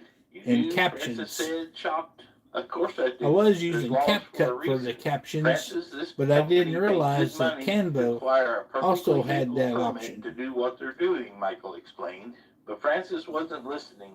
After sitting through I'm a not a lengthy Canva explanation affiliate, that so basically beat I'm around not the trying to bush sell you and anything didn't there. address the actual problem, Francis stood up. "Michael, as a friend, frankly, I'm disappointed in you, but I understand you can't do much about it," Francis spat coldly, leaving the office in a huff. Michael tried calling him, but to no avail. Francis had his mind elsewhere. He eventually reached home and immediately began the research. He sat on his laptop until midnight, and even then, he wanted to continue searching, but his wife didn't let him and made him rest, worried for his health. The next day, Francis woke up early. He finished research and had everything written down. He set out to put his plan in motion. He walked into the mayor's office, sat down, a smile on his face. "I want to buy the lake," Francis yelped. The mayor looked visibly shocked, taking a second to sit back. "You can't just buy a lake, Francis. Be serious," Michael stammered, frustrated. "But I can. It's perfectly legal, as long as I say that it is," Francis said whimsically. Michael sighed, began looking through his PC. He pulled up some files and looked at Francis. $100 grand is the price. "You can buy it if you have the funds," Michael said coldly. "That's fine. I'll be back in 2 days with the cash," Francis replied. "Wait, Francis. We both know you don't have that much. Don't make any mistakes you'll regret, my friend," Michael tried, but Francis ignored his plea. Francis took a step to the next place in his plan, the news station. Hilton is bringing you more new ways to stay than ever before. With all new places, there's all new experiences to enjoy. Hilton for the stay. I have a lot of trust in medical professionals, so I did want to hear what my daughter's pediatrician had to say. She sat down and really took the time to go over every question that we had.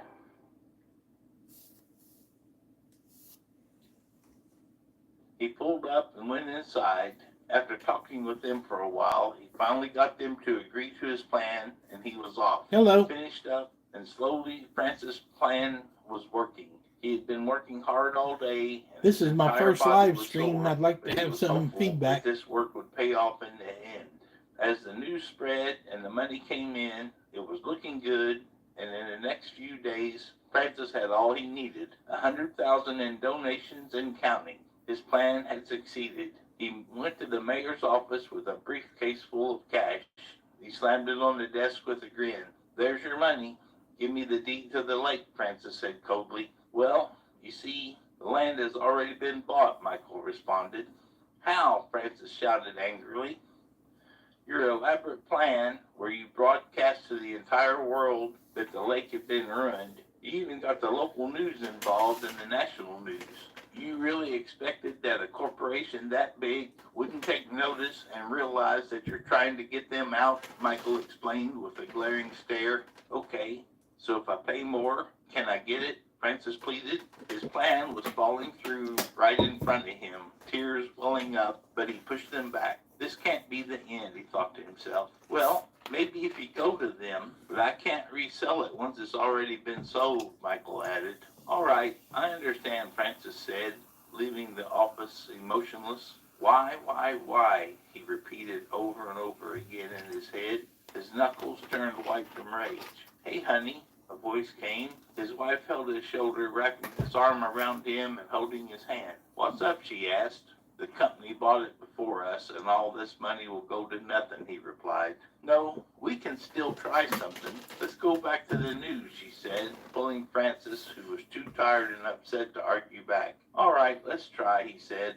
forcing a half smile and going to the news. After some more talk and a few broadcasts, as well as help from word of mouth, the entire town knew what was going on. After using some of the money on flyers, banners, and other things, they immediately began rioting in front of the company, not allowing anyone to come in or go out. The corporation tried to call the police, but they were on because I'm Francis' streaming side. at two spots. Since I'm they're not streaming doing it on the anything regular illegal YouTube other than a platform, peaceful and I'm parade also on public streaming land, on there's the nothing we can do, really. shorts Good feed. luck to you all, the police said, leaving the scene. What in the world? And I'm one getting a lot of employee said, viewers, shocked. The entire but building they was only rendered stay useless, about and the company didn't 4 know or what 5 to do with seconds. the news of what was Like, going on and going viral. there's a on live multiple ticker news up there, sites show how and many social people is media. The watching, corporation had to back down, and like, and then the following days took the I'll see fall one and show up, retracted their waste dumping, and as by the well time as I donating wave to and say various hi, charities to help they're clean the water gone. that's been polluted. Everybody was happy with the outcome, and as everything concluded, Francis went to visit the lake. The greenery was coming back, and he saw teams cleaning it, removing all the putrid waste, and he smiled. He was happy. Finally, he had saved his lake. It took a while, and his efforts had been rewarded. He was finally able to fish again safely. "You know your boss fired you, right?" your wife says sarcastically. Shock and embarrassment flushed on Francis's face. He had completely forgotten to go to work. As Austin Ford slammed the tailgate of his truck, his fishing gear in his hands, he turned to the sun's warm rays that fell over his fishing clubs. A few white clouds peppered the sky, and a gentle breeze blew westward. Around him, many other anglers were retrieving their fishing gear, some already well on their way to the lodge that served as the entrance of Lures and Legends Fishing Club. Taking one last look around, Austin joined the fishermen in heading up. He marveled at the luck with the weather as he walked. He couldn't have This asked one for is a the more first pristine fishing set of story I conditions for edited the on first my day own. of the club's annual fishing tournament. Austin considered himself a seasoned fisherman. Practically growing up with a rod in his hands, and casting was as automatic I as still breathing. really like it, but I think I must be the An only avid person on the fisherman, planet that he does, still got excited by the sport, because but the it's anxious been up there a long anticipation time and they was don't still hardly mounting have any when he views. considered this would be his first fishing tournament. This was an unusual The individual format for a fishing videos weren't getting tournament, very many a views, two-day event, so pond fishing from I the stitched bank them all with together guests and made a prepared venues. compilation Austin video, had which his is what you're grandfather's watching secret now. recipe and was was But excited to see how it would it's like perform against 2 the hours and competition. 24 Austin minutes only long, and recently nobody joined the watches club, it either, but that's largely okay. because of the prospect of competing in this I tournament. still like it. He had not shared it with his friends, but winning a fishing tournament was a lifelong dream. As he reached the doors and entered the main Gone reception before I can area, say he hi that quickly time. headed to the registration line. Not everyone in the crowd was there to participate, it seemed. Many were just mere spectators. He couldn't blame them. After all, had he not been a member, he would gladly spend a Saturday watching other fishermen practice their craft. After he registered, he headed out the back door of the lodge towards the large pond, passing by an overexcited employee who just had to tell everyone that the fish stock was ample on this fine morning. Austin shot him a halfway smile, then headed towards the water's edge where the other participants were setting up for the day. As he walked, a short, rotund man with holes in his t-shirt and a dated cap on his head rumbled past and clapped Austin on the back. Then, with the voice of a 30-year-old smoker, said, "Looks like we got a real contender this year." A laugh escaped the short man as he passed Austin. Made to light up the room. Austin was fine with friendly banter. After all, it was typically part of a shared enthusiasm for the sport of fishing, though the vibe he got from this guy was not particularly friendly. Either way, he shook off the sudden jarring distraction and refocused on his excitement for the tournament. This was the dream, and he would stay focused on the task. Setting up at the edge of the club's pond, Austin looked around. The rotund man was 2 anglers down, near enough to have his annoying voice heard, but probably far enough to annoy those around him and not Austin. Austin unpacked his gear, and when he was ready, cast his first line and set it on his collapsible stool, carefully watching the water. His wait wasn't a long one, as the first bite came in a mere 15 minutes. He cast his line again shortly after, and in under 10 minutes was rewarded with another catch. The fisherman to his left scored a catch too, right about the same time, but the others seemed to be coming up empty for now. It was when Austin caught his third fish another 15 minutes later that the smiles and nods turned into groans and the underbreath banter toned with resentment. Did they not consider the possibility there would be someone who knows what they were doing, or just got very fortunate, Austin wondered to himself. The older man to his right, who had yet to reel in a fish, stared him down for a minute, and then, in an even tone, said, "Just my luck, parking myself here next to the start." About the same time, but the others seemed to be coming up empty for now. It was when Austin caught his third fish another 15 minutes later that the smiles and nods turned into groans and the underbreath banter toned with resentment. Did they not consider the possibility there would be someone who knows what they were doing, or just got very fortunate, Austin wondered to himself. The older man to his right, who had yet to reel in a fish, stared him down for a minute, and then, in an even tone, said, "Just my luck, parking myself here next to the star of the show." That expression was not meant to be funny. "Just here for the fish, friend." Austin flashed a half smile that he hoped didn't come off as arrogant. "They seem to like my grandfather's secret recipe." He gestured to his bait, of which he had plenty. "Feel free, friend. Help yourself." The man grunted, but turned back to the water, seizing the conversation. Soon, the passive-aggressive comments started from several fishermen around, especially when Austin reeled in 2 more within the next hour. Austin had no doubt he was ahead, but he wasn't planning on stopping. It's a competition after all, he reminded himself, staving back his being guilty conscience. Someone has to win, and it happens to be me at the time being. He tried to suppress the part of him that really wanted to gloat. Shortly after, the older man, who Austin overheard others refer to as Tom, started acting suspiciously, wandering over to the water with what seemed like a bait bucket, although it was clearly empty. Up to this point, Tom managed to reel in only 3 fish. Then Tom turned the bucket over holding it near the water and started tapping on its side a little too loudly. Austin realized that Tom was trying to be noisy to spook away some of the fish. The underhanded maneuver would affect him too, but Austin got the sense that Tom didn't really care so much at this point. Looking around, Austin caught other fishermen giving Tom questionable looks.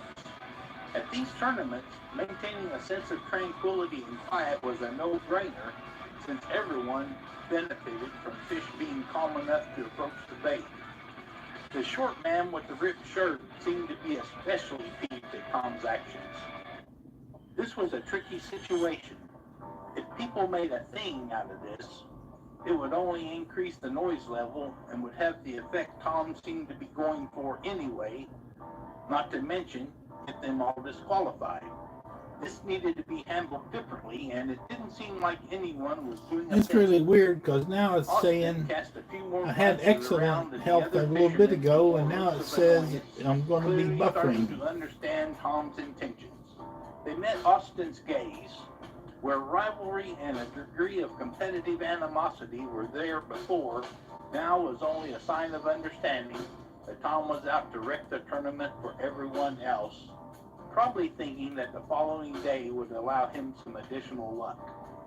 Austin set his rod in the fishing rod holder, making sure it was secure, and slowly stood up. The last thing he needed was to cause additional noise. As any fisherman knows, quiet is an angler's best ally. Fish are easily spooked by overstimulation, and noises, even outside of the water, send vibrations that disturb their surroundings. In other words, they would scatter and relocate to somewhere else in the pond where they felt safer. Austin slowly walked over to Tom, who was more aggressively tapping his bucket near the water surface. Austin cast a glance at the short, overweight man with the ripped shirt from earlier and cocked his head to the side, shifting his eyes towards Tom. The man may not have Wonder picked up on Spectrum what Internet Austin was planning, is but he seemed to messing understand around. that his assistance in dealing with Tom was requested. He slowly placed his rod in the holder and got up. Austin looked back as he headed toward Tom. For his part, Tom became quickly aware that Because now it Austin says was I have a approaching good connection, and but took a defensive earlier I had an stance, excellent pretending connection. to look away and not see Austin's approach. Keeping a normally subdued conversational tone, Austin spoke up. "Sir, I believe you are missing a catch of the day out there." I'm not a Spectrum Tom looked Internet up and in fan. Austin's direction. The short man approached from a different angle, just outside of Tom's peripheral vision. Slightly confused, Tom suddenly realized that Austin meant that something was finally biting for him, and he turned towards his rod. The timing couldn't have been more ideal. Austin came over and pointed out in the water where a Yeah, fishing now line it was says at the I'm river. buffering. Tom I'm not let out getting an enough. audible gasp, My stream losing isn't his good focus enough. on the bucket. Why do so many folks over 40 with type 2 start walking like this? If you take metformin and notice a sudden loss of strength in your muscles, especially your... Within a 2-second window, he suddenly realized that the line Austin had pointed out wasn't his, but the neighboring fisherman's. But the momentary distraction was enough time for Tom to forget about the bucket in his hands and for the short man to snatch it from his grasp. Realizing what just happened, Tom whipped Now my around, signal strength is back up to excellent. aggravation and annoyance in his eyes. The short man was backing away with the bucket. "What the? Give that back." Clearly, if he wasn't going to bother everyone I with pay the bucket, almost his $200 voice a was more month than for sufficient. internet and cable. You "Hook, think that line, they and would be sinker, old steady. man," said the short man with a wry smile. "Classic bait and switch. Oh, I got a million I places. still got a lot to learn about this What I stuff, don't man. have is patience for inadequate fishermen who are out here to wreck the experience for the rest of us. You can have the bucket back when you are heading out." Tom began to turn red and was about to start screaming when everyone's attention turned to Tom's rod dancing in the holder. Tom drew a glance at it, turning everyone's attention in the same direction. The rod and line were jerking violently as if being pulled by a large creature from below the surface. Tom hesitated for a second, but Austin stepped back, lifting his arm and extending the palm of his hand toward the rod. This is not time to be falling asleep, old-timer. You might have the catch of the day. Tom glanced around quickly, but then made his way back over to his rod and got behind it, grasping it with two hands. He then began to reel the persistent fighter on the other end. Seconds later, he drew what was easily the biggest fish of the day, much to the awe of the fishermen around him. Austin was surprised, but hoped this would alleviate the man's bitterness at his lack of success. Tom's mood seemed to change almost instantly, as he was now beaming from catching such a large fish. Got another view He on also the seemed to desktop forget all version. about the bucket the short man took from him. Austin headed back to his spot. It was time to refocus. Somehow, Tom lucked into a good catch, so Austin needed to reset. Though he was sure he was ahead in terms of catch quantity, he checked his line. If you're watching and there on the reeled it in, desktop on your computer or replenished it with tablet or fresh something bait, and cast in it in. landscape mode, The rest of the day went quietly, and when I'm the live club's streaming hours to were you, winding and I'm down, also live streaming on my phone on the short speed. What I'm doing, I'm playing one of my videos in the background while I live stream to kind of fill in the dead air and promote this video a little bit. Sunday brought less than ideal conditions. This is my overcast, first rain live stream, showers, and it but didn't strike Austin I as think my ideal next fishing one, conditions. I'm going to live stream However, while I as a edit a lifelong video. fisherman, for the first time tournament participant, he decided to look at it as an advantage. He had fished in much worse weather and had some decent catches. Perhaps it would be the other, less experienced competitors who would not succeed, but he would not be among them. The tournament scores were based on the total weight of the catches of the two combined days, and while Tom and some others may have called in bigger fish, Austin was in the lead based upon total weight. He positioned himself, threw up his standing umbrella, pulled the hood over his head, and watched the water. Naturally, this would be a more inconvenient day. As he cast the line, Austin knew it would be hard to tell fish activity from the raindrops, but that was only a minor problem. The vibrations hitting the water were likely to make the fish wary and significantly lower his results. He might be in a position where he had to rely on his sizable haul from the previous day to get him to the top. The 6-hour window given to the competitors within which to complete the day seemed to be moving by quickly. Austin spared the occasional glance around, but did not see anyone pulling in much. He did not reel in his first fish for the day until well over 3 hours, and a second larger one about 45 minutes later. I like the He soundtrack did to not this see one. Tom or the short man with the ripped shirt, but he was certain they were not going to miss out on this day.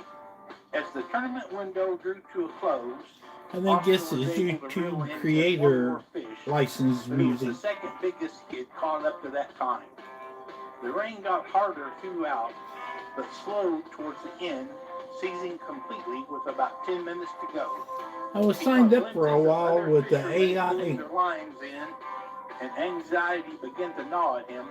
But he Before I decided was to be monetized, I was signed up Once the tournament ended, with a the days website, tallies were and they collected. used AI Every to catch generate the barrel was music, inspected, so with you didn't have to worry assistants about recording the copyright, weight just like the day before. because They walked down you the can't. line of fishermen and noted all the numbers. AI is And not all the competitors headed to the considered main an line. artist, The and smell so they of can't fish copyright. and wet fishermen Of course, that'll would probably likely change turn one of most these people days. the other way, but the anticipation Austin held had overridden all of that. But now I The just wait use for the the free final music tally seemed to that's take available ages, on the but finally, the YouTube representative Creator. came out congratulating everyone on another year in the club's tournament. The free music He that's said the available results on had been tallied, in and they YouTube were ready to Studio. announce the top 5. I think it's Fifth labeled place Creator went to Music a pimple-faced young Beta man or who something. came up on stage and awkwardly accepted But his you can go award. on there and find some decent Fourth place music went to a middle-aged completely woman free. who seemed And entirely too happy to be it's there. like Creative Commons. You tried don't not to even let have, his nerves some of them get you to don't him, even have to but credit the the, anticipation was getting harder to deal with. some of them you don't even Third have to place credit rocked him the a bit as they artist. brought up Tom, to signal the size of his catch to a round of cheers. I don't mind crediting the Finally, audience. the top two competitors I don't mind announced the host. crediting the artist This was a close in the one, remarks, with a but difference I'm of just afraid I'll half a forget pound. and get myself The in second trouble. place I'm goes afraid to I'll a new edit the addition to the video club. Austin and then when I immediately held upload his it, breath, forget told to himself add the that to get second place in your first year was forget to pretty add the great, though he attribution wasn't sure he could and repeat credit that the kind of artist success next year. and get myself Dave in trouble. Mallett, proclaimed the announcer. Austin let out his breath. Well, I guess he was not as proficient as he thought. And shockingly, the first place also goes to a newbie, Austin Ford. Everyone started looking around as Austin realized that his name was called, but no one knew who he was. When it dawned on him, he smiled and exhaled, heading to the front of the room. He was greeted with slaps on the back along the way, fist bumps, handshakes, and a round of audible whoop. That was surreal for him, the first year, and he managed to eke out a win. He accepted his trophy on the small podium and raised it in the air, thanking everyone around.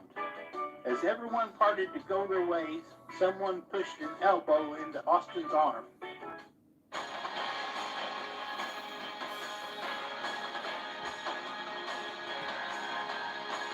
Not bad, kid. I almost had you, though. Austin turned to see Tom smiling with his third place trophy. Next year it's mine, though. He clapped Austin on the shoulder and walked away to celebrate.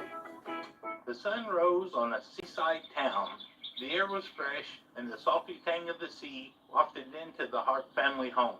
John Hart sat at the table eating his breakfast, a salmon fillet with scrambled eggs. His son Charlie sat opposite, and Sally stood watching her husband and son.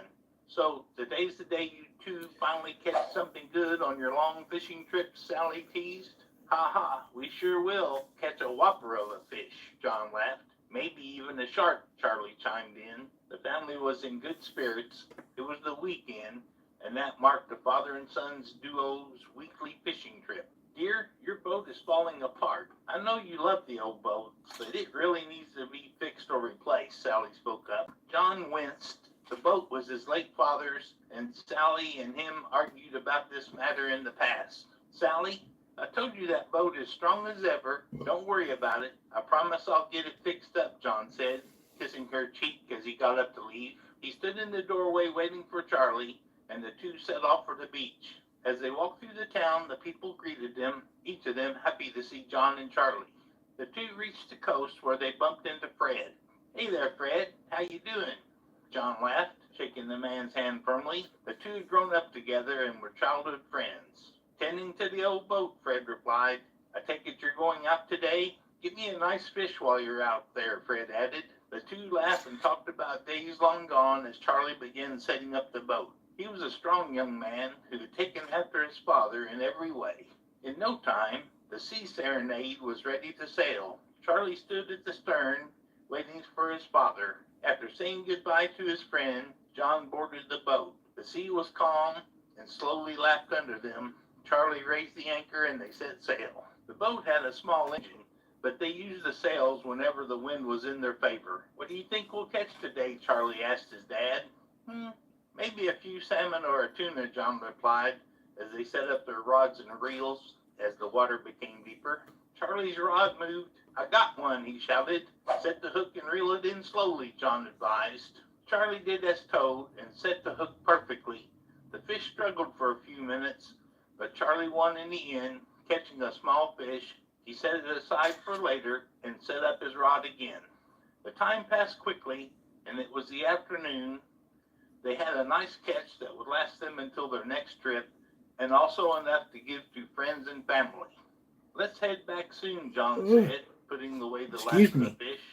They stowed their rods and reels and began heading back to the shore. They were an hour or so away when the sky rumbled. Coming up on live for 2 hours. Trying to reach the shore before it reached them, but the clouds came in too fast. The sea changed quickly. John hurriedly began bringing in the 2 coolers of fish, placing them under the seat. The wind was strong, and it was helping them reach faster speeds, but then the sail gave out. A huge tear had ripped straight through it, and it began flapping around in the air. John secured the sail and they kept going forward.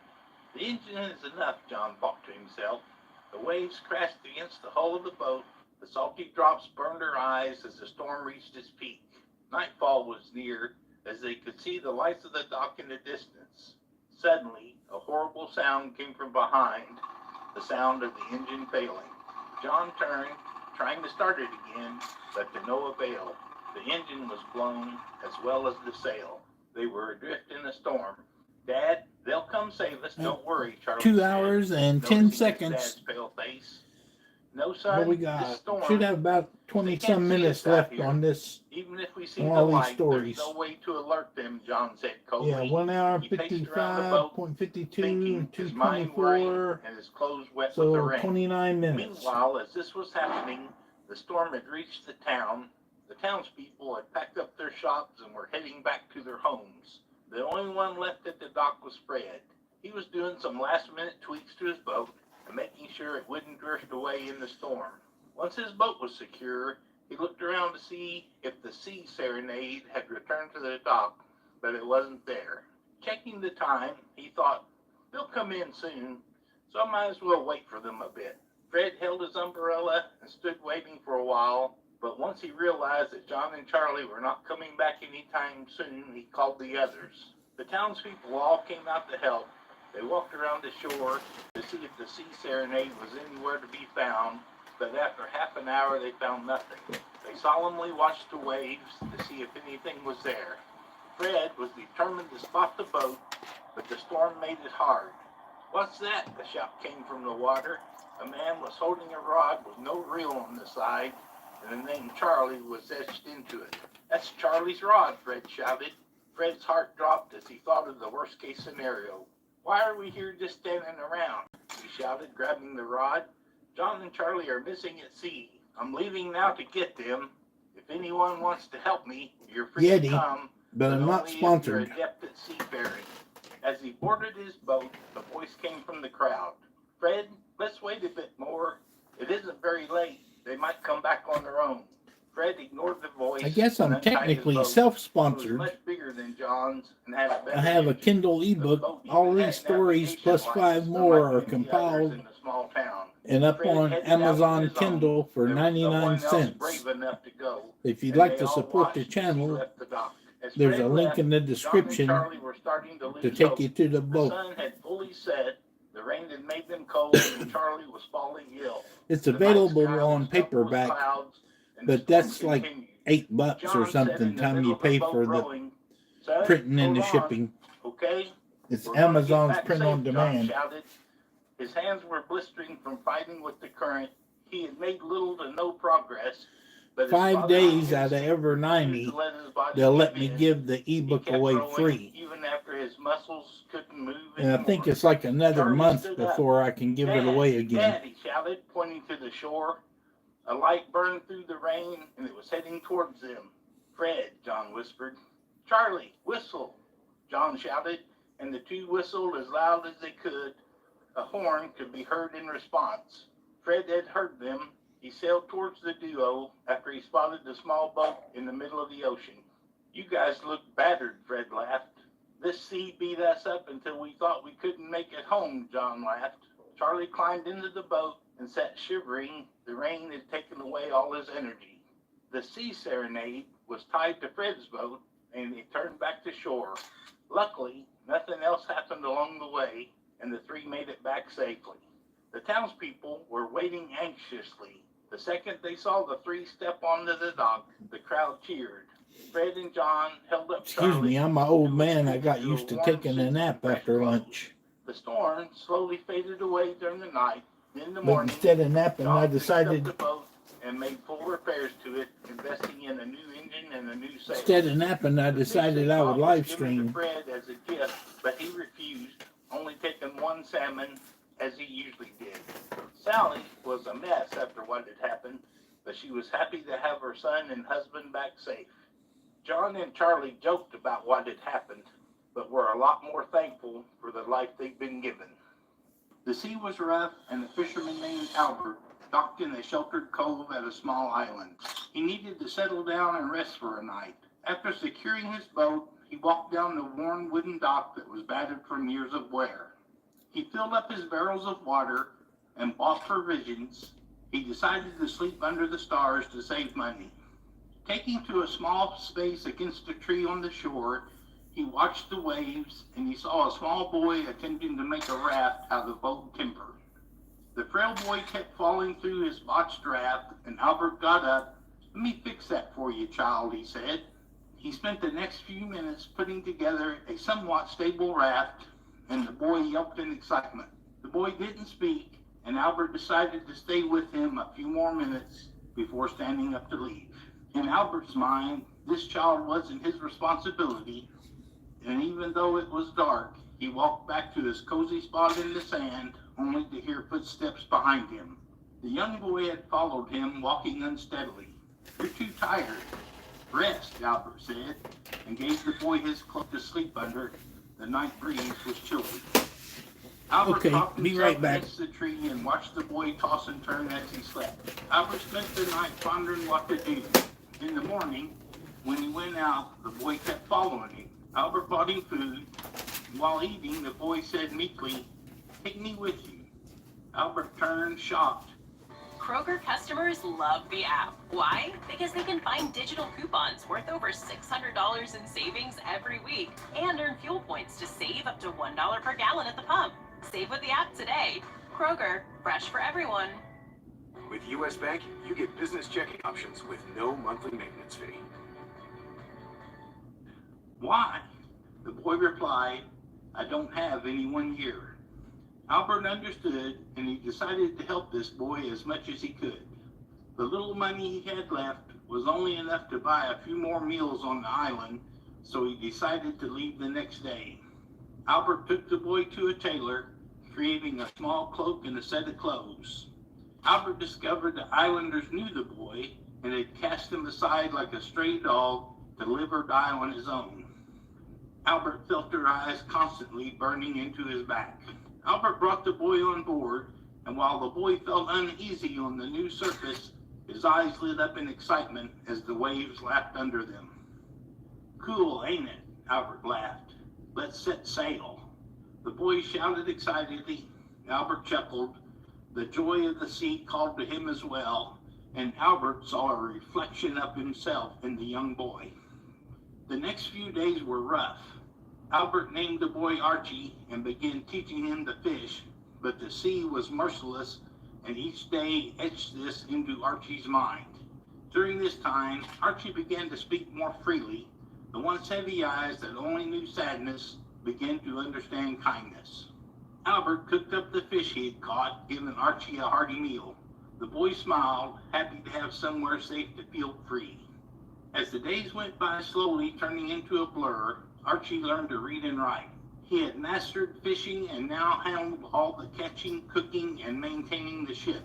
He had become stronger and was now taller than Albert. Archie yearned to know about his childhood, but every time he asked, Albert changed the subject, not wanting to bring up bad memories. Archie seemed to have forgotten his past, and as he became a young man, he never asked, only thinking that he had been adopted by Albert.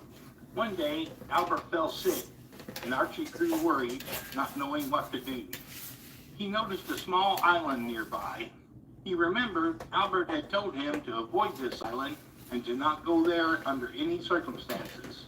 With Albert barely hanging on, Archie dismissed these thoughts and headed straight to the town, holding the lifeless fisherman in his arms.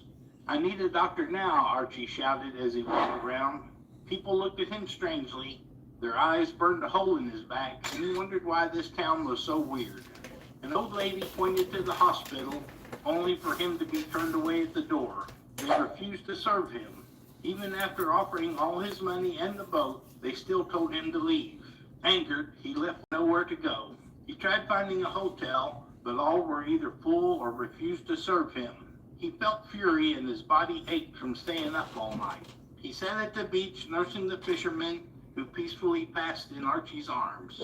Archie wailed that night. His father figure had left him all alone, and it was this town that refused to save him. Albert managed to get out some final words that sparked Archie's memory, and everything returned to him. He remembered the town and his past life.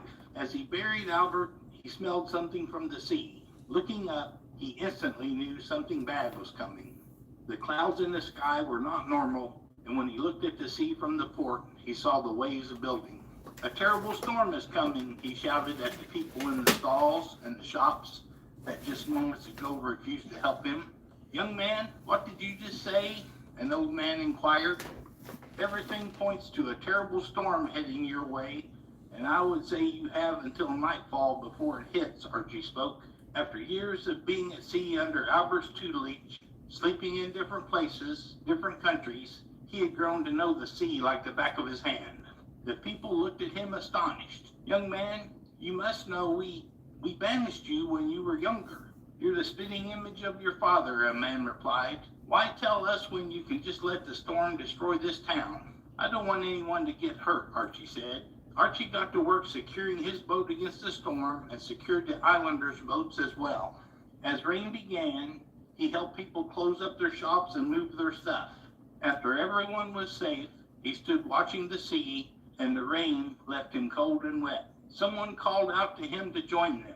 He was welcomed into a home, given dry clothes, and they waited out the storm. The storm came hard, and it was the strongest storm that Archie had seen. The streets were flooded and some people's homes destroyed.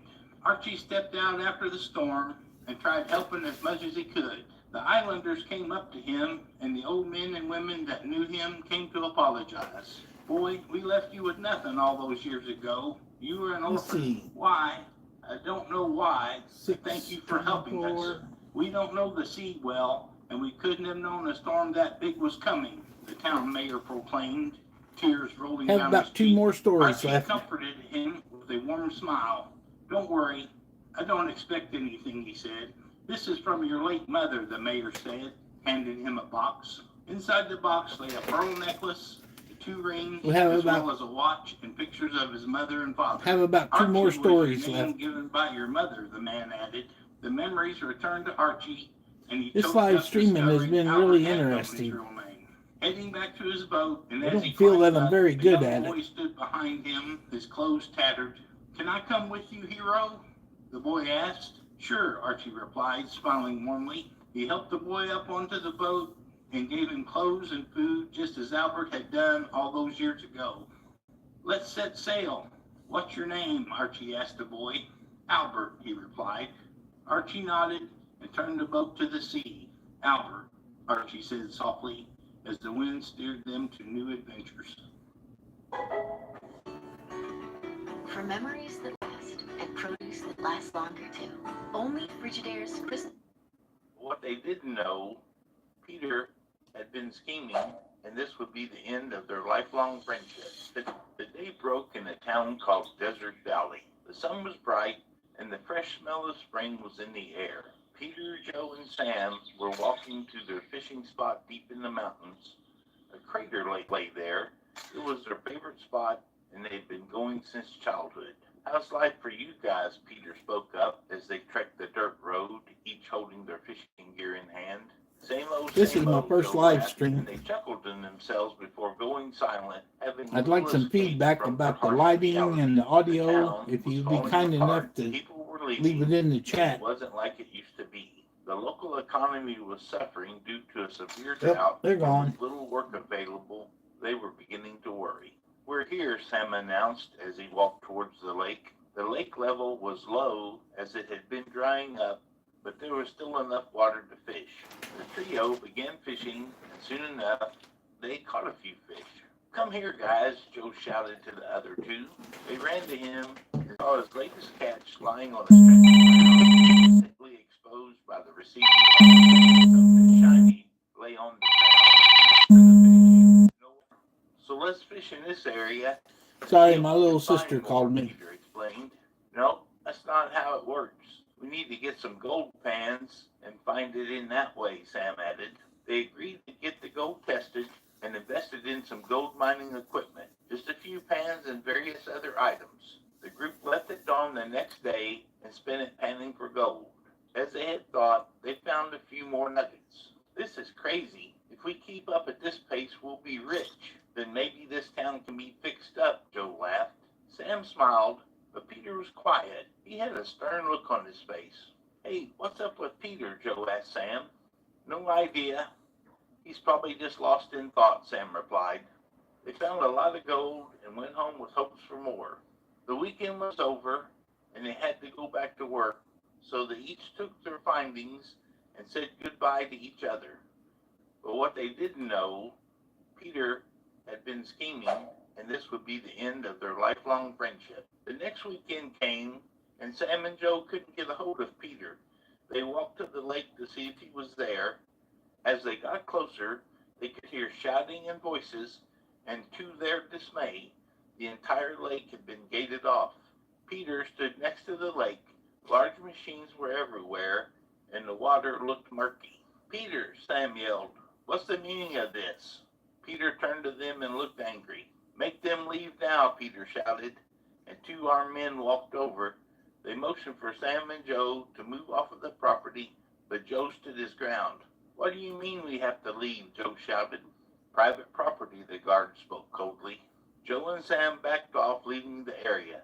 As they walked down the mountain, dozens of thoughts rushed through their minds. But the biggest question, how was Peter able to do this in just 5 days? Meanwhile, Peter was still on the mountain. He was pacing around. His plan had gone perfectly. Sam and Joe could do nothing. He was making more money than he'd ever made in his life. "Boss, who were those men? They seem to know you," one of the guards asked curiously. "Nope, never seen them in my life," Peter replied. He turned back to his little operation that he had set up over the last 5 days. He knew that Sam and Joe would be busy at work, so he had gone behind their back and bought the entire plot of ground the lake was on. He had bought it cheap from someone that needed the money and then quit his job. He hired men to mine the gold, bought machinery. It was all perfect, he thought to himself, but he didn't know it wouldn't last for long. Sam and Joe were really upset at being betrayed by a lifelong friend, but the purchase was legal and there was nothing they could do. "You know, there's a spot up on the mountain that Peter's never been to," Sam said. "The small lake?" Joe asked. "I totally forgot that it existed," he added. The two had nothing better to do, so they set off to the mountain again, but this time they followed another route. Climbing up the rough and steep mountain was a difficult hike. When they reached the secluded lake, it was full of water, and the greenery had continued to grow. "Why is it so green?" Joe said. "There's a spring that feeds this," Sam said, pointing to the right. The lake was secluded, and they began fishing. They caught a few and started a small fire, cooking the fish. After they ate, and as they were leaving, Joe pulled out his pan. Scooping up a panful of gravel, he panned, and as the contents settled at the bottom, there lay 2 decent-sized nuggets. "Look at this," Joe said, calling Sam over. The two smiled and immediately spent the rest of the day and well into the night panning for gold. Their wives got upset the second they got home, but after hearing the full story, they understood. They had each found a panful of gold. They spent the next few days planning their revenge. They spent night and day panning, and the gold was piling up. They stored it safely in a lockbox, and once they had enough, they bought the land secretly. They didn't spend their money. The J63 is a powerhouse. The diseases are still there. They're not gone. And at the end of the day, On machines and workers, they did the panning themselves. I think I'm going to have As to the call weeks went Spectrum by, Internet, They had amassed a decent amount of wealth. because every They once in decided a to while check up on I Peter get a to see notice how he that was doing. They walked the the stream mountain, is not and they heard fast nothing. enough for It was YouTube quiet to, as they or neared the the large YouTube lake. getting enough It had dried up information due to to the heavy maintain a rain. steady The stream machines lay still, that and no my one was viewers there. are going The to gates were experience wide open, buffering. as if someone had abandoned the place. Joe And and Sam now looked it around just and said, saw Peter it just digging popped in the up and it dirt. said it's in They watched him from excellent afar, connection, and that they the left stream is quietly. healthy. He brought it on himself, but it hurts to see him like this, Joe said. Sam agreed, and they decided to go to Peter's house the next day. He was home, and he let them in quietly and apologized. "I'm sorry, guys. please forgive me. I saw the gold and it went to my head, Peter cried. The town seized my assets after the lake went dry and I damaged the water supply. I have nothing, nothing, he sobbed. Sam extended a hand outward. Holding Peter up, he said, "It's okay, brother. You don't have to suffer anymore. Peter, we can forgive you, but we need to restore the town's water supply," Joe said. Sam and Joe paid Peter's fines in exchange for 2/3 ownership of the large lake. They built a new water system for the town, which did not depend upon the large lake, and donated money to local charities and businesses so the town could be restored. They developed a plan to mine the gold in a sustainable manner. Sam and Joe held Peter responsible for his actions and required him to spend a significant portion of his profit improving the town. Eventually, their friendship healed and they resumed fishing together. Normally, the pier was bustling with activity, even in the early morning hours, but today, hardly anyone was around. Typically, fishermen would line up alongside the edge, casting their rods into the Pacific Ocean and spending the morning lost in banter, triggering the occasional Last story. But today, it was just the cries of seagulls surfing overhead in the waves, slapping the underside of the pier more aggressively. Somewhere far off the coast, thunder rumbled, and the occasional lightning bolt escaped the sky. The incoming storm was just hours away from making landfall. Even the most avid fishermen decided to skip today's Saturday pastime and avoid showing up so close to the storm, but Aaron and Sam were not going to be swayed. They both pulled up to the pier around the same time and unloaded their fishing accessories, heading over to the pier to set up. "It's a ghost town out here," Sam commented. "That storm is not even here yet, but all those guys run off to hide, I guess." "Good luck to them finding something better to do," Aaron mused sarcastically. "Here we are, two guys who've been out here every Saturday of fishing season for more than 2 decades. This is just our Saturday morning at this point. It's just what we do." Sam smiled as he set up his fishing gear. "Probably will be accused of whistling up a gale to scare everyone else off, especially if the catch is good." Aaron rolled his eyes. "I can't believe that old whistling superstition is still making its rounds. It's so foolish. If you whistle, a storm comes. What a load." He got his line ready to cast as the gust of wind came through and the waves became rougher. Just like women or bananas on boats being bad luck. Someone just came up with it, and a bunch of fishing fools took it as gospel, blaming random nonsense for their misfortunes. Sam chuckled. "Yep, but really, they just think the storms will scare the fish away." Aaron looked up. "Well, they do scare everyone else away. Just look around. When the rain is heavy and the winds are high, the smaller ones will scatter, it's true, but that's when the big ones come to bite," Sam responded. "Maybe it's just me, but stormy weather seems like a great time to reel in the big guys." "You expect to reel in a few 15-pounders today then, Sam?" Aaron asked, laughing. "That would be a great way to prove your beliefs." "That sounds a lot like a challenge." Now this is something that always puts me on tilt. The guy's holding his spinning rod upside down. And a surprising number of people do that. A bet would make the day on an empty pier with a friend. They hold it upside down so they can reel with their right hand. "You're on," Sam shot back. But almost all spinning reels have a reversible handle. You can put the handle over on the other side and it can hang down like it's supposed to, and you can reel with the right.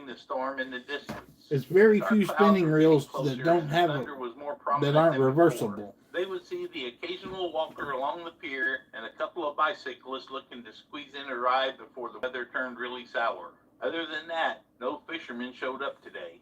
"I heard there would be big fish biting today since the storm scared away the little ones," Aaron remarked with a smirk, looking over at Sam and winking. "Sounds like there Of course, this is stock footage. These guys probably aren't even actually fishing. They're just showing up for the Aaron's line tugging tightly and the rod bending at the top as Aaron wits about it. They're basically just posing for the camera. Sam's eyes widened. Did he just will good fishing fortunes into existence for his friend? So much for mocking fishing superstitions. He preferred that he got the catch of the day, but that was still a bit too surreal and timely to be happening. "Oh, I got something big here. This one's a fighter. Oh man, You might have been right about big biters in the storm, Aaron said loudly, struggling to keep his violently thrashing line from being yanked from his grasp. He chanced reaching for the reel, but as soon as he took one hand off, he almost lost grip on his rod entirely. He gripped with both hands again and looked over to Sam. Little help? It took Sam a couple of seconds to realize Aaron was asking for assistance, at which point he quickly set his line down in the rod holder and stepped over to help his friend. When Sam gripped the rod with both hands, Aaron began to turn the reel as quickly as he could. The wind was picking up from the ocean, and the salt water particles were being flung right into their faces. Neither had glasses or a hood on, and their hands were occupied gripping Aaron's fishing rod. They turned their eyes downward as they held tight, and Aaron turned the reel. Something broke the surface of the water attached to the hook at the end of the fishing line. While they were both looking away to keep the wind and water out of their eyes and couldn't look at what it was they were pulling up, the creature attached was clearly a big catch. Sam chanced to glance, but all he saw was a thrashing silhouette as he was forced to turn his eyes back down and away from the wind and the rain that was now starting to fall harder. Aaron kept turning the reel as both men hung onto the fishing line, when all of a sudden, all the pressure disappeared and the rod snapped back up in the air like a whip with a terrifying whooshing sound. With sudden and unexpected relief, both Aaron, Sam, and Aaron's fishing rod were sent flying backward, toppling over onto the wet boardwalk in a heap. They landed and looked at each other, knowing that the big catch managed to break the fishing line and had now escaped back into the ocean. "Oh, come on," Aaron yelled over the wind. "That's just my luck. That'll be the last time I try to save money on fishing lines." Sam got up and shook himself off, though the hardening rain made him just as wet all over again. He pulled his hood on.